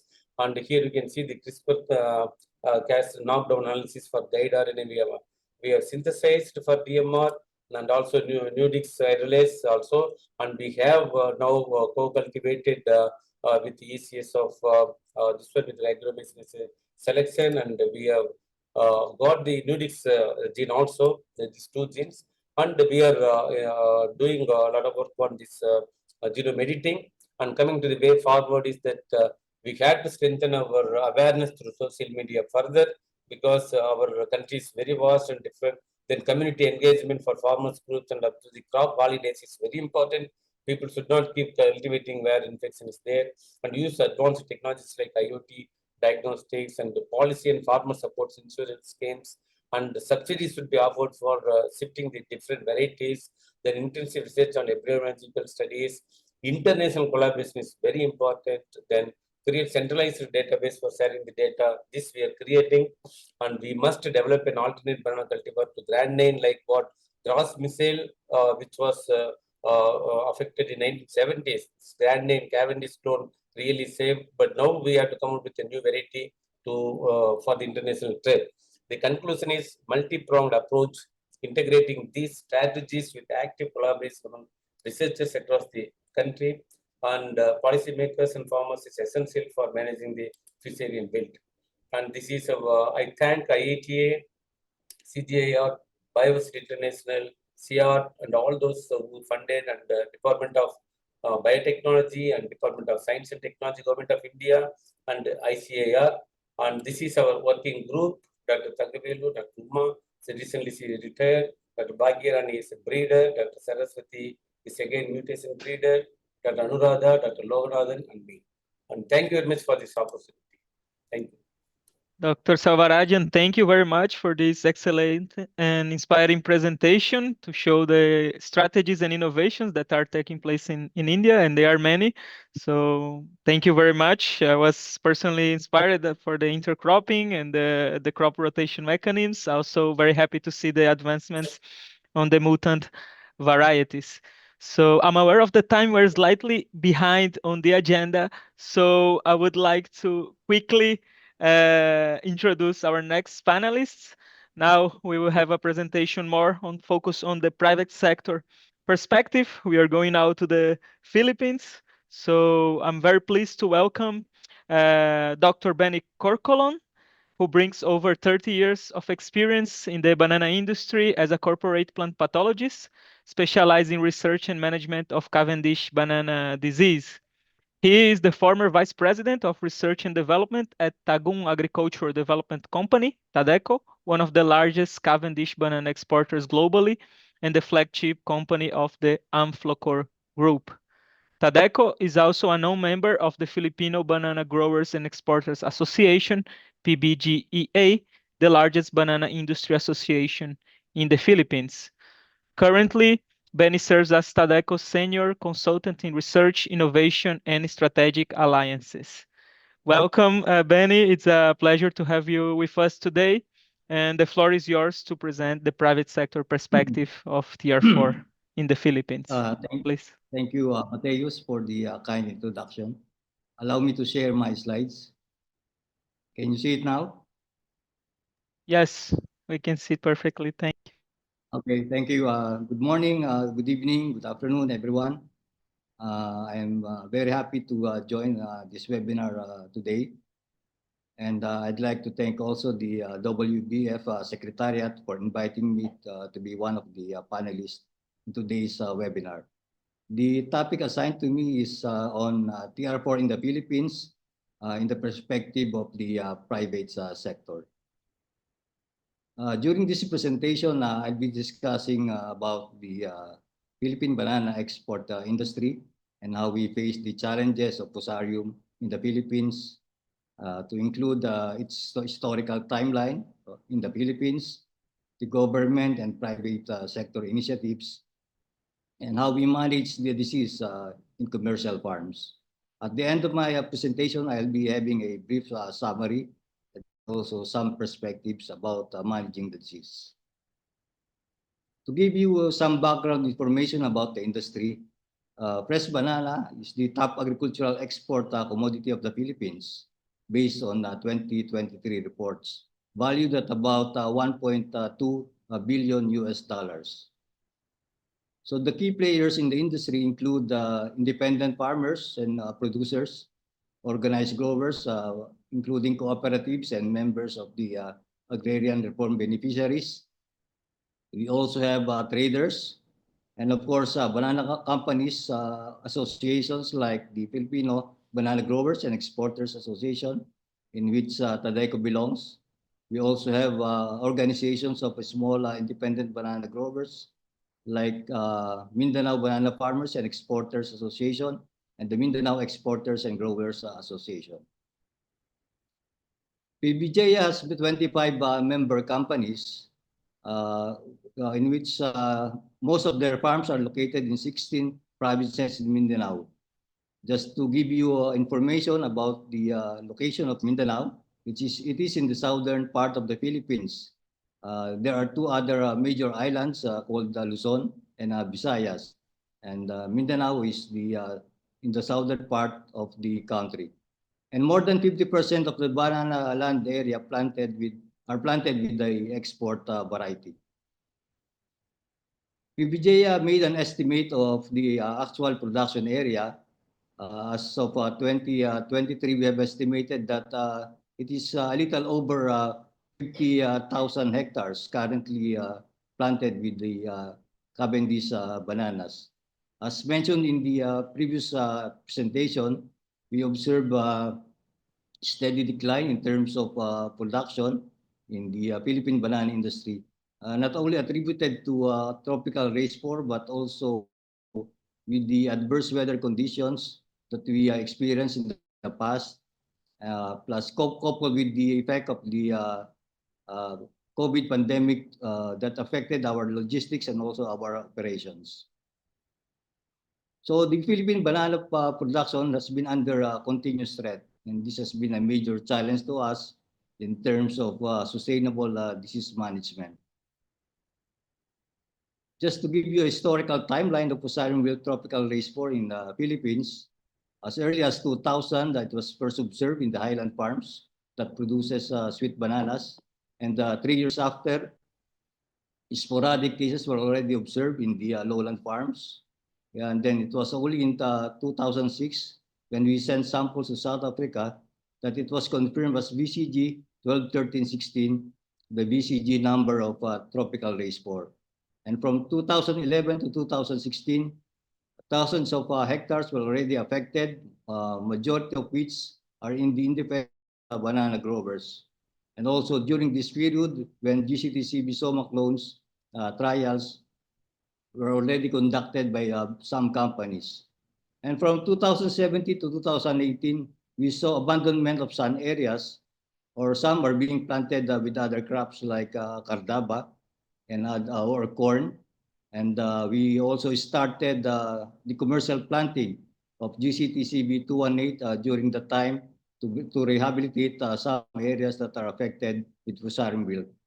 And then from 2020 to date, there has been massive replanting of affected areas using either GCTCB 218 or other elite selections that came out from this original material. In 2015, the estimated areas that are affected with Tropical Race 4 was about 15,500 hectares, mostly in the Davao region, or specifically in the province of Davao del Norte.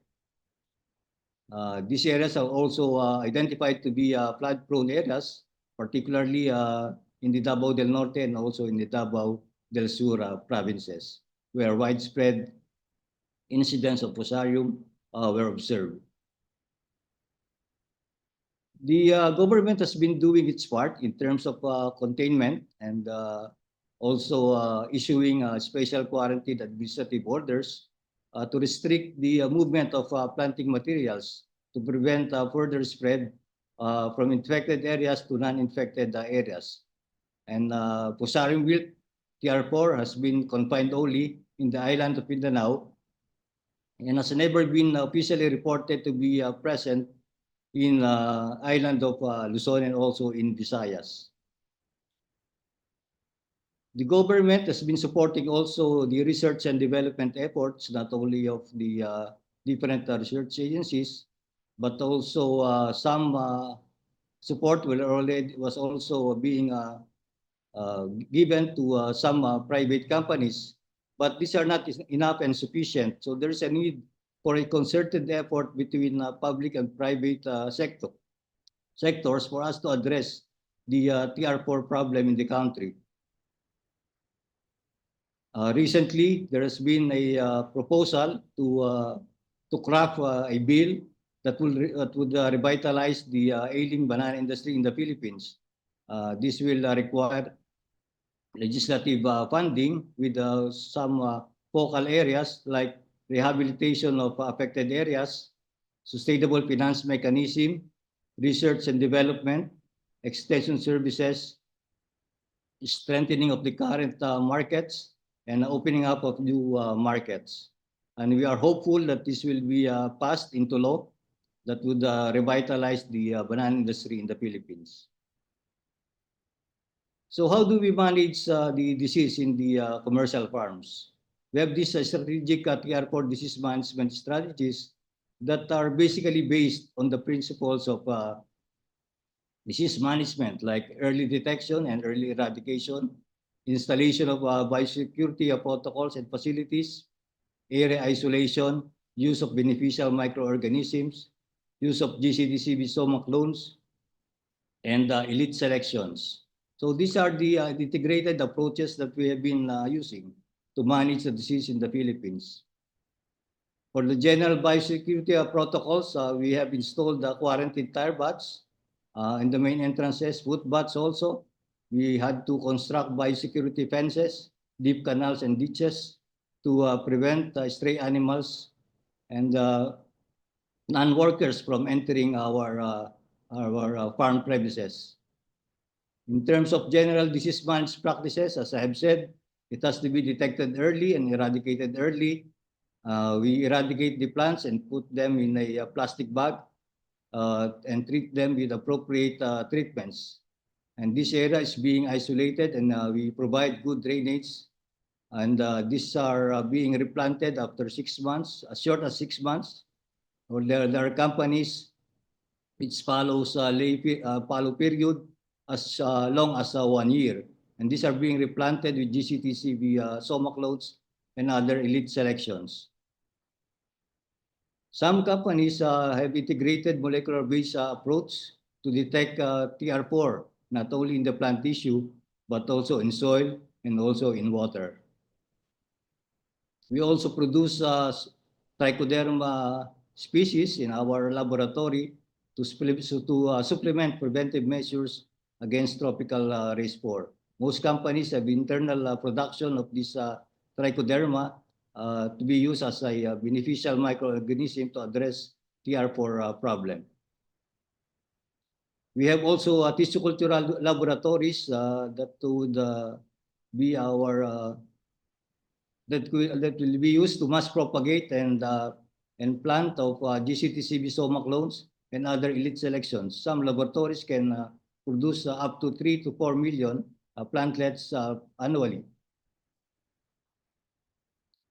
In the previous years, we have started planting commercially GCTCB 218.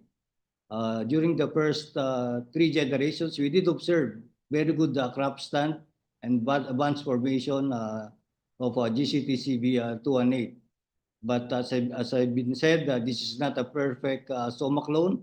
We did observe some abnormalities on the plant and also on the fruits that include maturity bronzing, choking and rosetting, also floating, bunch twisting, and also bunch malformation. And this is for this reason that the most companies have used recurrent and repeated infield selection to select some materials out of this soma clone. By selecting plants with stable agronomic traits, put them back in the laboratory, in vitro mass propagation, and then the plants that were produced are being evaluated again in the field with high disease pressure and for evaluation also for agronomic traits.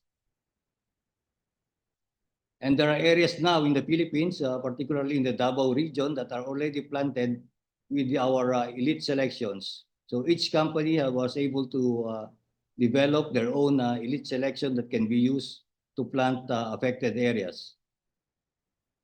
The member companies are collaborating a lot. We did some collaborations in terms of evaluating our own internally developed elite selection and evaluate these materials in a common area. We did contribute our own material that was identified to be an elite selection. Our aim was to identify which among these elite selections are the most promising that can be used by the Philippine banana industry. We were able also to evaluate some packages of treatments that we are using the different member companies, evaluate them in one common area also, and use them against GCTCB for GCTCB 218 and also even for the susceptible variety like grenade. And we were quite successful in identifying which package of treatment will really work against Fusarium wilt Tropical Race 4.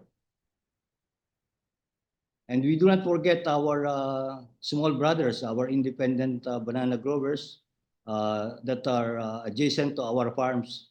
Most member companies have this outreach program. We organize a techno forum to share knowledge and technical know-how to manage the disease also. And so in summary, Fusarium wilt TR4 remains to be a major threat to the Philippine banana industry, and that the reduction areas are mainly attributed to the independent banana growers. As highlighted, TR4 is confined only in the Mindanao Island, and an integrated approach is necessary to effectively manage the disease. The use of GCTCB 218 and other elite selections proved to be an effective strategy to slow down the spread of the disease. And lastly, rehabilitation and massive replanting of Fusarium wilt affected areas are ongoing using elite selections. And I'd like to acknowledge the members of the PBGEA, the 25 members comprising the Filipino Banana Growers and Exporters Association. And with that, I'd like to end this presentation, and thank you for your attention. Thank you. Thank you very much, Dr. Benny, for this great presentation to provide this perspective from Philippines and from the private sector. It's very inspiring to see that despite of the infection of TR4, Philippines continue to produce and continue to export larger volumes of banana worldwide. I think many countries has a lot to learn with the Filipino experience. So thank you very much. Just a reminder to our panelists and attendees, following the next presentation from our colleague from Vietnam, we will have a final questions and answer section. So we invite the attendees to post their questions in the Q&A tab that you can find in the inferior part of the screen. Thank you again, Benny. So now moving to Vietnam, I would like to introduce our distinguished panelist, Nguyen Huy Chung. He currently leads the Pathology and Phytoimmunology Department at the Plant Protection Research Institute in Vietnam. The Plant Protection Research Institute is a leading institution in the country dedicated to advancing research, innovation, and sustainable practices in plant protection and crop production. The institute was established with the mission to support Vietnam's agricultural development and is specialized in integrated pest management, biological control, and the development of environmentally friendly agricultural technologies. So Nguyen Huy Chung will present an overview of the status of TR4 in Vietnam and the measures that are in place. So thank you very much, Nguyen Yang, for your presence here, and you have the floor. So good morning, good afternoon, and good evening in Vietnam. Now it's evening now, and thank you very much for inviting me to attend and present in the webinar today. And today I would like to share some information about TR4 in the situation in Vietnam. In Vietnam, banana is one of the major crop, and it is cultivated in all the country from the north to the south. And I think we face a problem with the Fusarium wilt like in other countries. So now it becomes a global disease. And especially the TR4 when it recorded in Vietnam, and it's become more spreading and affects the carbon production areas. And the spreading of TR4 will be affecting the carbon production area, and the potential spread of TR4 in Vietnam should be minimized through the surveillance. And recently in Vietnam, PPRI have conducted some survey on the TR4 in Vietnam. For banana production in Vietnam, we have about 150 hectares per year, and the area of the banana production increased, and now about 160,000 hectares. And the production also, from in the last 5 years, from 200,000 tons, and now it doubled in 2022 and 2023 to more than 4,000 tons per year. And we also not only the domestic consumption but also export, and the main market I think is China. And for the Fusarium wilt and TR4, the symptom all we know. It also the lip symptom and internal symptom, and it can destroy the banana production and in many areas. And recently we conducted some survey from 2017 and up to 2023, and in 2017 we have the quick survey with people from Bioversity International, and then 2018 and 2019 we have the funded project by FAO and conducted the survey by Plant Protection Department. And then in 2020 we continue have another survey funded by Bioversity International in 11 provinces. And then in 2022, 2023, we have the further survey along the Red River Basin and funded by the Island of Bioversity and CIAT. After using a survey, we collect the sample and isolate the fungi and use the molecular and VCG testing to identify the TR4 and other races. As it is a quick survey by Plant Protection Research Institute and Bioversity International in 2017, and you can see some people I think all of you already know, and we took a survey in some locations around Hanoi area, including Hanoi, Bắc Ninh, and Hưng Yên province, and we surveyed different types of banana, including Cavendish, Pisang Awak, and Pisang Mas. And in that time, the Fusarium wilt symptom found very common in Pisang Awak, but not many in Cavendish. We found only Cavendish infected plant in Hưng Yên province.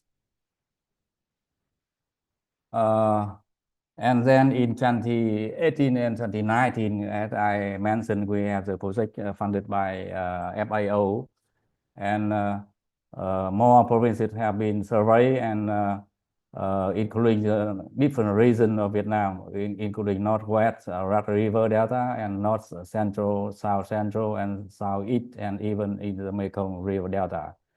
And the results show that in the TR4 recorded in 6 out of 12 provinces in the survey, including Lào Cai, Lai Châu, Hà Nội, Hưng Yên, and Tây Ninh, Long An. And then the next survey in 2020, we conducted the survey in also 11 provinces in the Red River Delta, in the North Mountainous area, and North Central, and Kiong River Delta. And it is a list of the provinces we took the survey. During survey, we also look at the different kind of banana, including the Pizza Mart, Caranis, and Pizza Wak.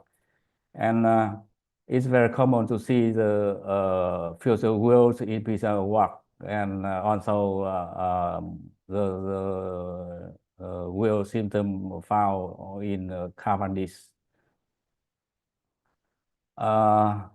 Also, we found that in the field condition, we found some varieties that belong to some different type of banana. It appears resistant or tolerant to Fusarium wilt, like the local name is Chuối Mật, and another one is Pizza Mart.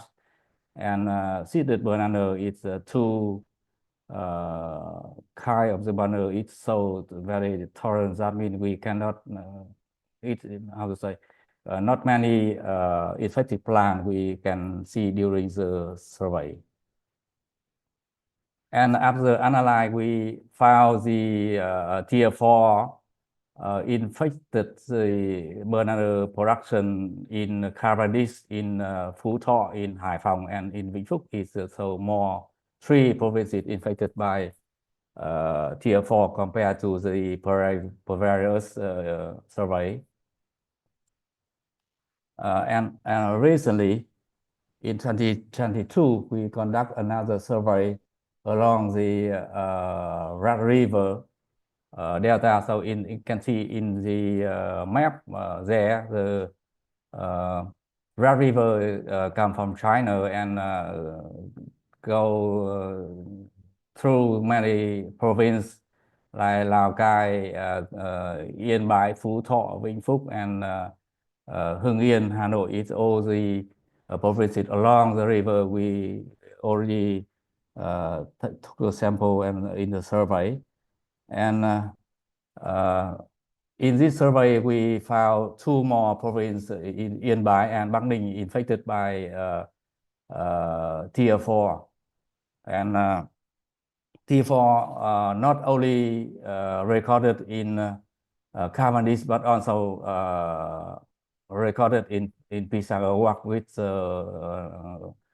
lower percentage. So this is a map of the TR4 distribution in Vietnam. In 2020, TR4 recorded in 9 provinces: Lào Cai, Lai Châu, Phú Thọ, Vĩnh Phúc, Hà Nội, Hưng Yên, Hải Phòng, Tây Ninh, and Long An. And in 2018 and 2019 and even 2020, TR4 found only in Caranis. And I think Dr. Sijun also mentioned the map of survey we took before, not only in Vietnam, but in Laos, also have the survey funded by Bioversity International. And at that time, the TR4 in both countries found only in Caranis, not in Pizza Wak. However, in the survey, recent survey in 2022 and 2023, TR4 continues spread in medium and scale size farm in Lào Cai, Yên Bái, Phú Thọ, and we found in both Caranis and Pizza Wak. So this is a summary of the TR4 recorded in Vietnam. The first report about Fusarium wilt TR4 in Vietnam published in 2017, and It says the TR4 recorded in Hanoi, Hưng Yên, and Lào Cai in 2014, 2015. And then in 2016, we found the TR4 in Lào Cai again. And in 2017, as I mentioned, we found the TR4 infected in Hưng Yên. And 2018, under the FAO funded project, the TR4 found in Lai Châu, Lào Cai, Hưng Yên, Hà Nội, Tây Ninh, Long An,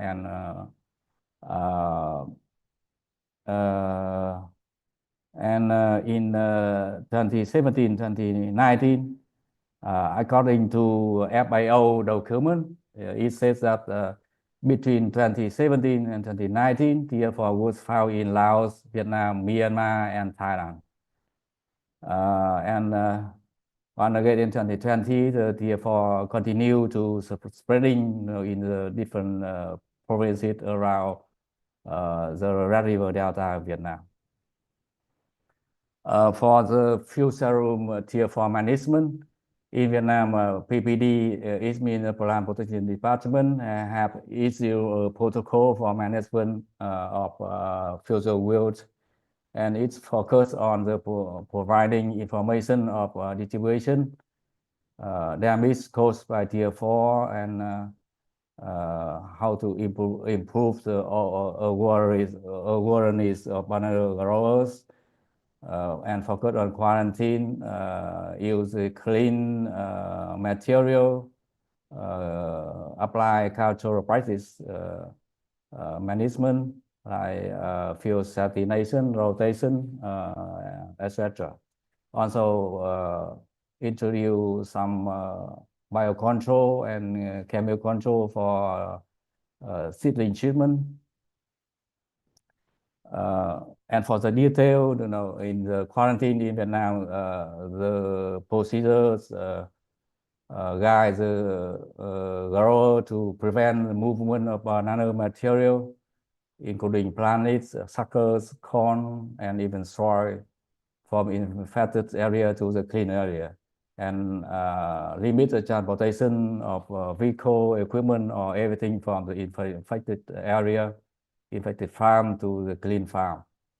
No travel of farmers or people, sterilize equipment and farming tool to prevent the spreading of the disease, and using a clean material, resistant or tolerant variety, using a tissue culture banana rather than use the suckers, and do not use the plant collected in the farm affected with TR4, using tolerant partly resistant variety like Formosana as on the church in the various plantation from Philippines. They use this variety. It's very good, tolerant in Philippine condition.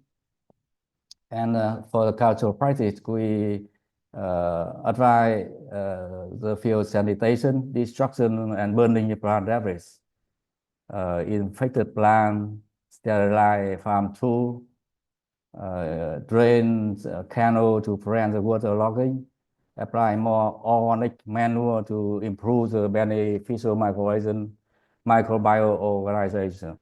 and root treatment, crop rotation, follow the farm for some time to reduce the TR4 inoculum. For biocontrol, should apply trichoderma and even some chemical for treatment. And for using chemical, so far I have no fungicide can apply effectively to control the disease. But this picture just showed, some in vitro experiment in the lab. It can suppress the growth of the Fusarium, but in the field condition, it's very hard to apply. So in Vietnam now, the culture practice is a major practice to reduce the damage of the TR4. A rotation have been applied with other crop. So in the areas that affected severely by TR4 have been shipped to other crop for several years, like taro, cabbage, vegetable, maize, or even some kind of fruits like papaya in the picture. So it is one of the good practice to reduce inoculum for next time to replant the banana. Also, crop rotation and intercrop banana, Cavendish banana with onions. It is one of the good practices in India and in Vietnam now. In some areas, we suggest to rotation banana with onions. Dr. Chung, sorry to interrupt, just because we exceeded the time. So if you can start to wrap up, would be highly appreciated. Thank you. Yeah. So also in the crop with other seed root and other kind of crop, and this is the crop rotation Cavendish with Pisa work. So in the field condition in Vietnam, we see that the Pisa work is more resistant to TR4. So the farmer now, and in some areas, we suggest the farmer to rotation to transfer Cavendish to Pisa work. So you can see the difference between in the picture Cavendish and Pisa work. But however, when we inoculate TR4 with Cavendish and Pisa work and Pisa mat, all banana carrier infected by inoculation. So it still remains, the potential way of transplanting of infection increase in the future by movement of plant material, because in Vietnam now, the farmers still somewhere they use both tissue culture and sucker for transplanting, and farm tool and irrigation, movement of people and flooding. In Vietnam, we usually have the typhoon, and this year we have the very huge typhoon to destroy the banana production and also spread the inoculum to other areas. And this is the picture about the flooding damaged by Yagi typhoon in September 2024. It damaged the banana production in 26 provinces in the north. And you can see, it's very heavy damage, and this typhoon also caused the heavy raining in other countries like Thailand, Myanmar, Laos, and can spread the TR4 infection in all the region. Okay, so in the conclusion, TR4 continue to spread to banana production area along Red River Basin, and TR4 recorded mainly in Cavendish, and a low percentage of TR4 recorded in Pisa work in the north of Vietnam. And at present, Pisa work appear resistant or tolerant to TR4 at the field condition, and we can rotation between Cavendish and Pisang work. TR4 affect both Cavendish and Pisang work variety in inoculation. So there is a possibility that Pisang work in the farm might face significant infection risk in future by TR4. For the future work, we need to increase awareness of banana grower on TR4 through training, educate farmer on recognizing early sign of TR4 infection, and implementing a containment strategy. Need more surveillance work to know the distribution of TR4 in Vietnam. And also of course, biosecurity is very necessary to prevent TR4 spreading. And we need to research apply IDM in growing crop practice, tolerant variety, biocontrol, or other practice for reduce the damage of the TR4. And we need more investment from the government and research in research and applying management strategy. And also very welcome the international cooperation. We very willing to adopt all the advanced technique from maybe from China, India in the presentation today. Already they have many good biocontrol agent. And also the regional network established to share information and cooperation for research and application of the management methods. Okay, so I would like to thank the alien, the Bioversity and CIAT have supported us and in recent year for research on the TR4 in Vietnam. Thank you for attention. Thank you very much, Dr. Chung, for the great presentation and bring light on the status of TR4 in Vietnam and all the actions that are being in place, and also the challenges, the climate change. We see these extreme events that are very hard to monitor, and to also that can spread the TR4 very easily, with these floods. So I think it's a additional challenge that we also face in other countries that have TR4, such as Peru. So now we will move to the last section of the webinar. I would like to thank all the panelists for the presentations. That is the Q&A section, the questions and answers. We have received a series of questions, lots of questions, and thank you also for the panelists that already answer some of them in the Q&A box. So now we still have some minutes. I would like to ask the panelists, if possible, to provide short answers, so we will have time to have multiple questions. So the first question I would like to direct to Dr. Selvarajan from India. That is, with India experiencing an increase in banana production and exports in recent years. Now you mentioned, I think, a fourfold increase. How this growing demand for banana production is influencing the spread of TR4, and which measures are being implemented to balance this increase in production, increasing in areas with effective disease management, and to avoid that the disease spread more. Yeah.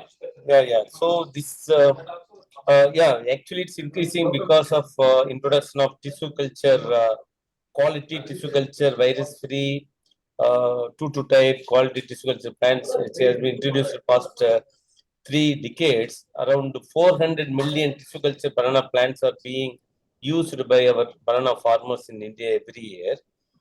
That's why the productivity has increased. But now the threat is in Cavendish. If we are not restricting this disease, taking care, probably we will be like Philippines, where the production of Cavendish banana has gone down.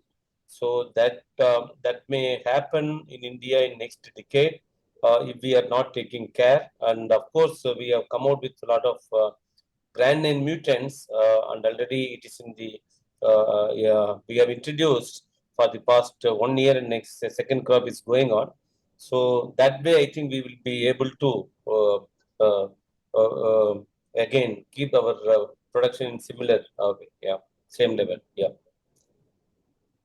Thank you very much also for the short and very clear answer. We have a question now to Benny, to the Philippines. You mentioned about that the private sector is also working in their own elite clones, and they are kind of continue internal soma clone selection for TR4 resistant or tolerant bananas. And my question is, what are the main lessons learned from this process, and what you would like to share with other countries that are willing to do so, to adapt then these more tolerant varieties to their conditions and to increase resistance or maintain resistance with time? As I have said, using a somaclonal variant, because as we have experienced and we observed that the agronomic traits are not really that stable. So we were able to really observe later on some abnormalities. But we don't stop there. We need to, select out of the original material and identify what are the good agronomic traits that can be observed out of this selection. We are still doing it continuously. We do not stop once we have observed once we have identified an elite selection. We continuously do in-field selection and have it evaluated again. Uh, for us to be sustainable, I think for now this is the best strategy that we can use to manage the disease in the Philippines in the absence of a really truly resistant variety that we can use to against tropical race 4. Thank you very much, Dr. Benny, for this answer and also for the very good presentation showing the Philippines example. I think we are exceeding the time, but I think we still have time for one more question to Vietnam, to Dr. Chung. Dr. Chung, how do you see that is the way forward? No, we see that Vietnam is also increasing their exports, and there is a growing impact and frequency of these climate change related natural disasters. No, so how you see that is the strategy for the future to continue this export growth and manage not only TR4 but also this climate change related natural disaster? Which strategy you think the country will adopt that also neighboring countries can follow?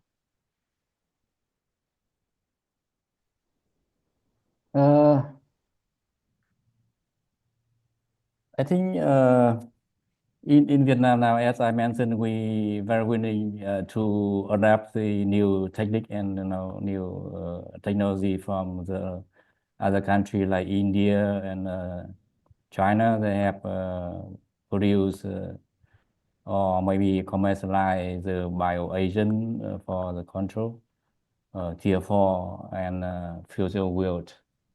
And for the climate change, it's too hard to answer, how to adapt because, I think this year we know many typhoon before it's not very strong, but this year it's so strong, not only the typhoon in Vietnam, but even in other area in the world, it's very hard.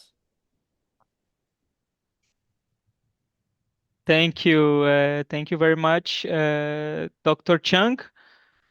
So with that, we are 2 minutes already past the 12 and a half.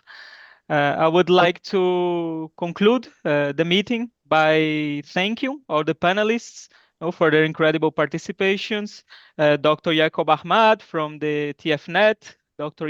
Wang from CATAS, Dr. Sijun Zheng from the Alliance of Bioversity International CIAT, Dr. Selvarajan from the National Research Center for Bananas, Dr. Benny Corcolon from the Filipino Banana Growers and Exporters Association, and Dr. Nguyen Huy Chung from the Plant Protection Research Institute from Vietnam. So we would like to thank you, your organizations, the countries that you are representing, as well extend our heartful thankful for all the attendees, for their questions and for their participations. We really hope this webinar has been informative and beneficial for all the participants. And today we had this privilege to gathering key messages from different countries with different production systems that faced TR4. And we think this knowledge can be spread and shared, and we can learn how to tackle better this disease and adapt it to this and the upcoming challenges that the banana industry can face. No, as mentioned earlier, a summary report will be prepared and will be made available in the World Banana Forum website, but also in the TR4 Global Network website. As you know, this webinar is part of an ongoing series of the TR4 Global Network. That is a leading FAO platform dedicated to fostering information exchange and collaboration on Fusarium Wilt Tropical Race 4. So thank you very much for your participation. Thank you again for all the panelists. I would like also to thank you, my colleagues from the WBF Secretariat, Adriele Benedetto, and the Secretary Victor Prada. and also the interpreter for providing this support. So we invite all of us to stay tuned for updates and future webinars, and to visit our TR4 Global Network website. So thank you once again for your participation and commitment to this critical issue. Thank you very much. And with that, I close the session.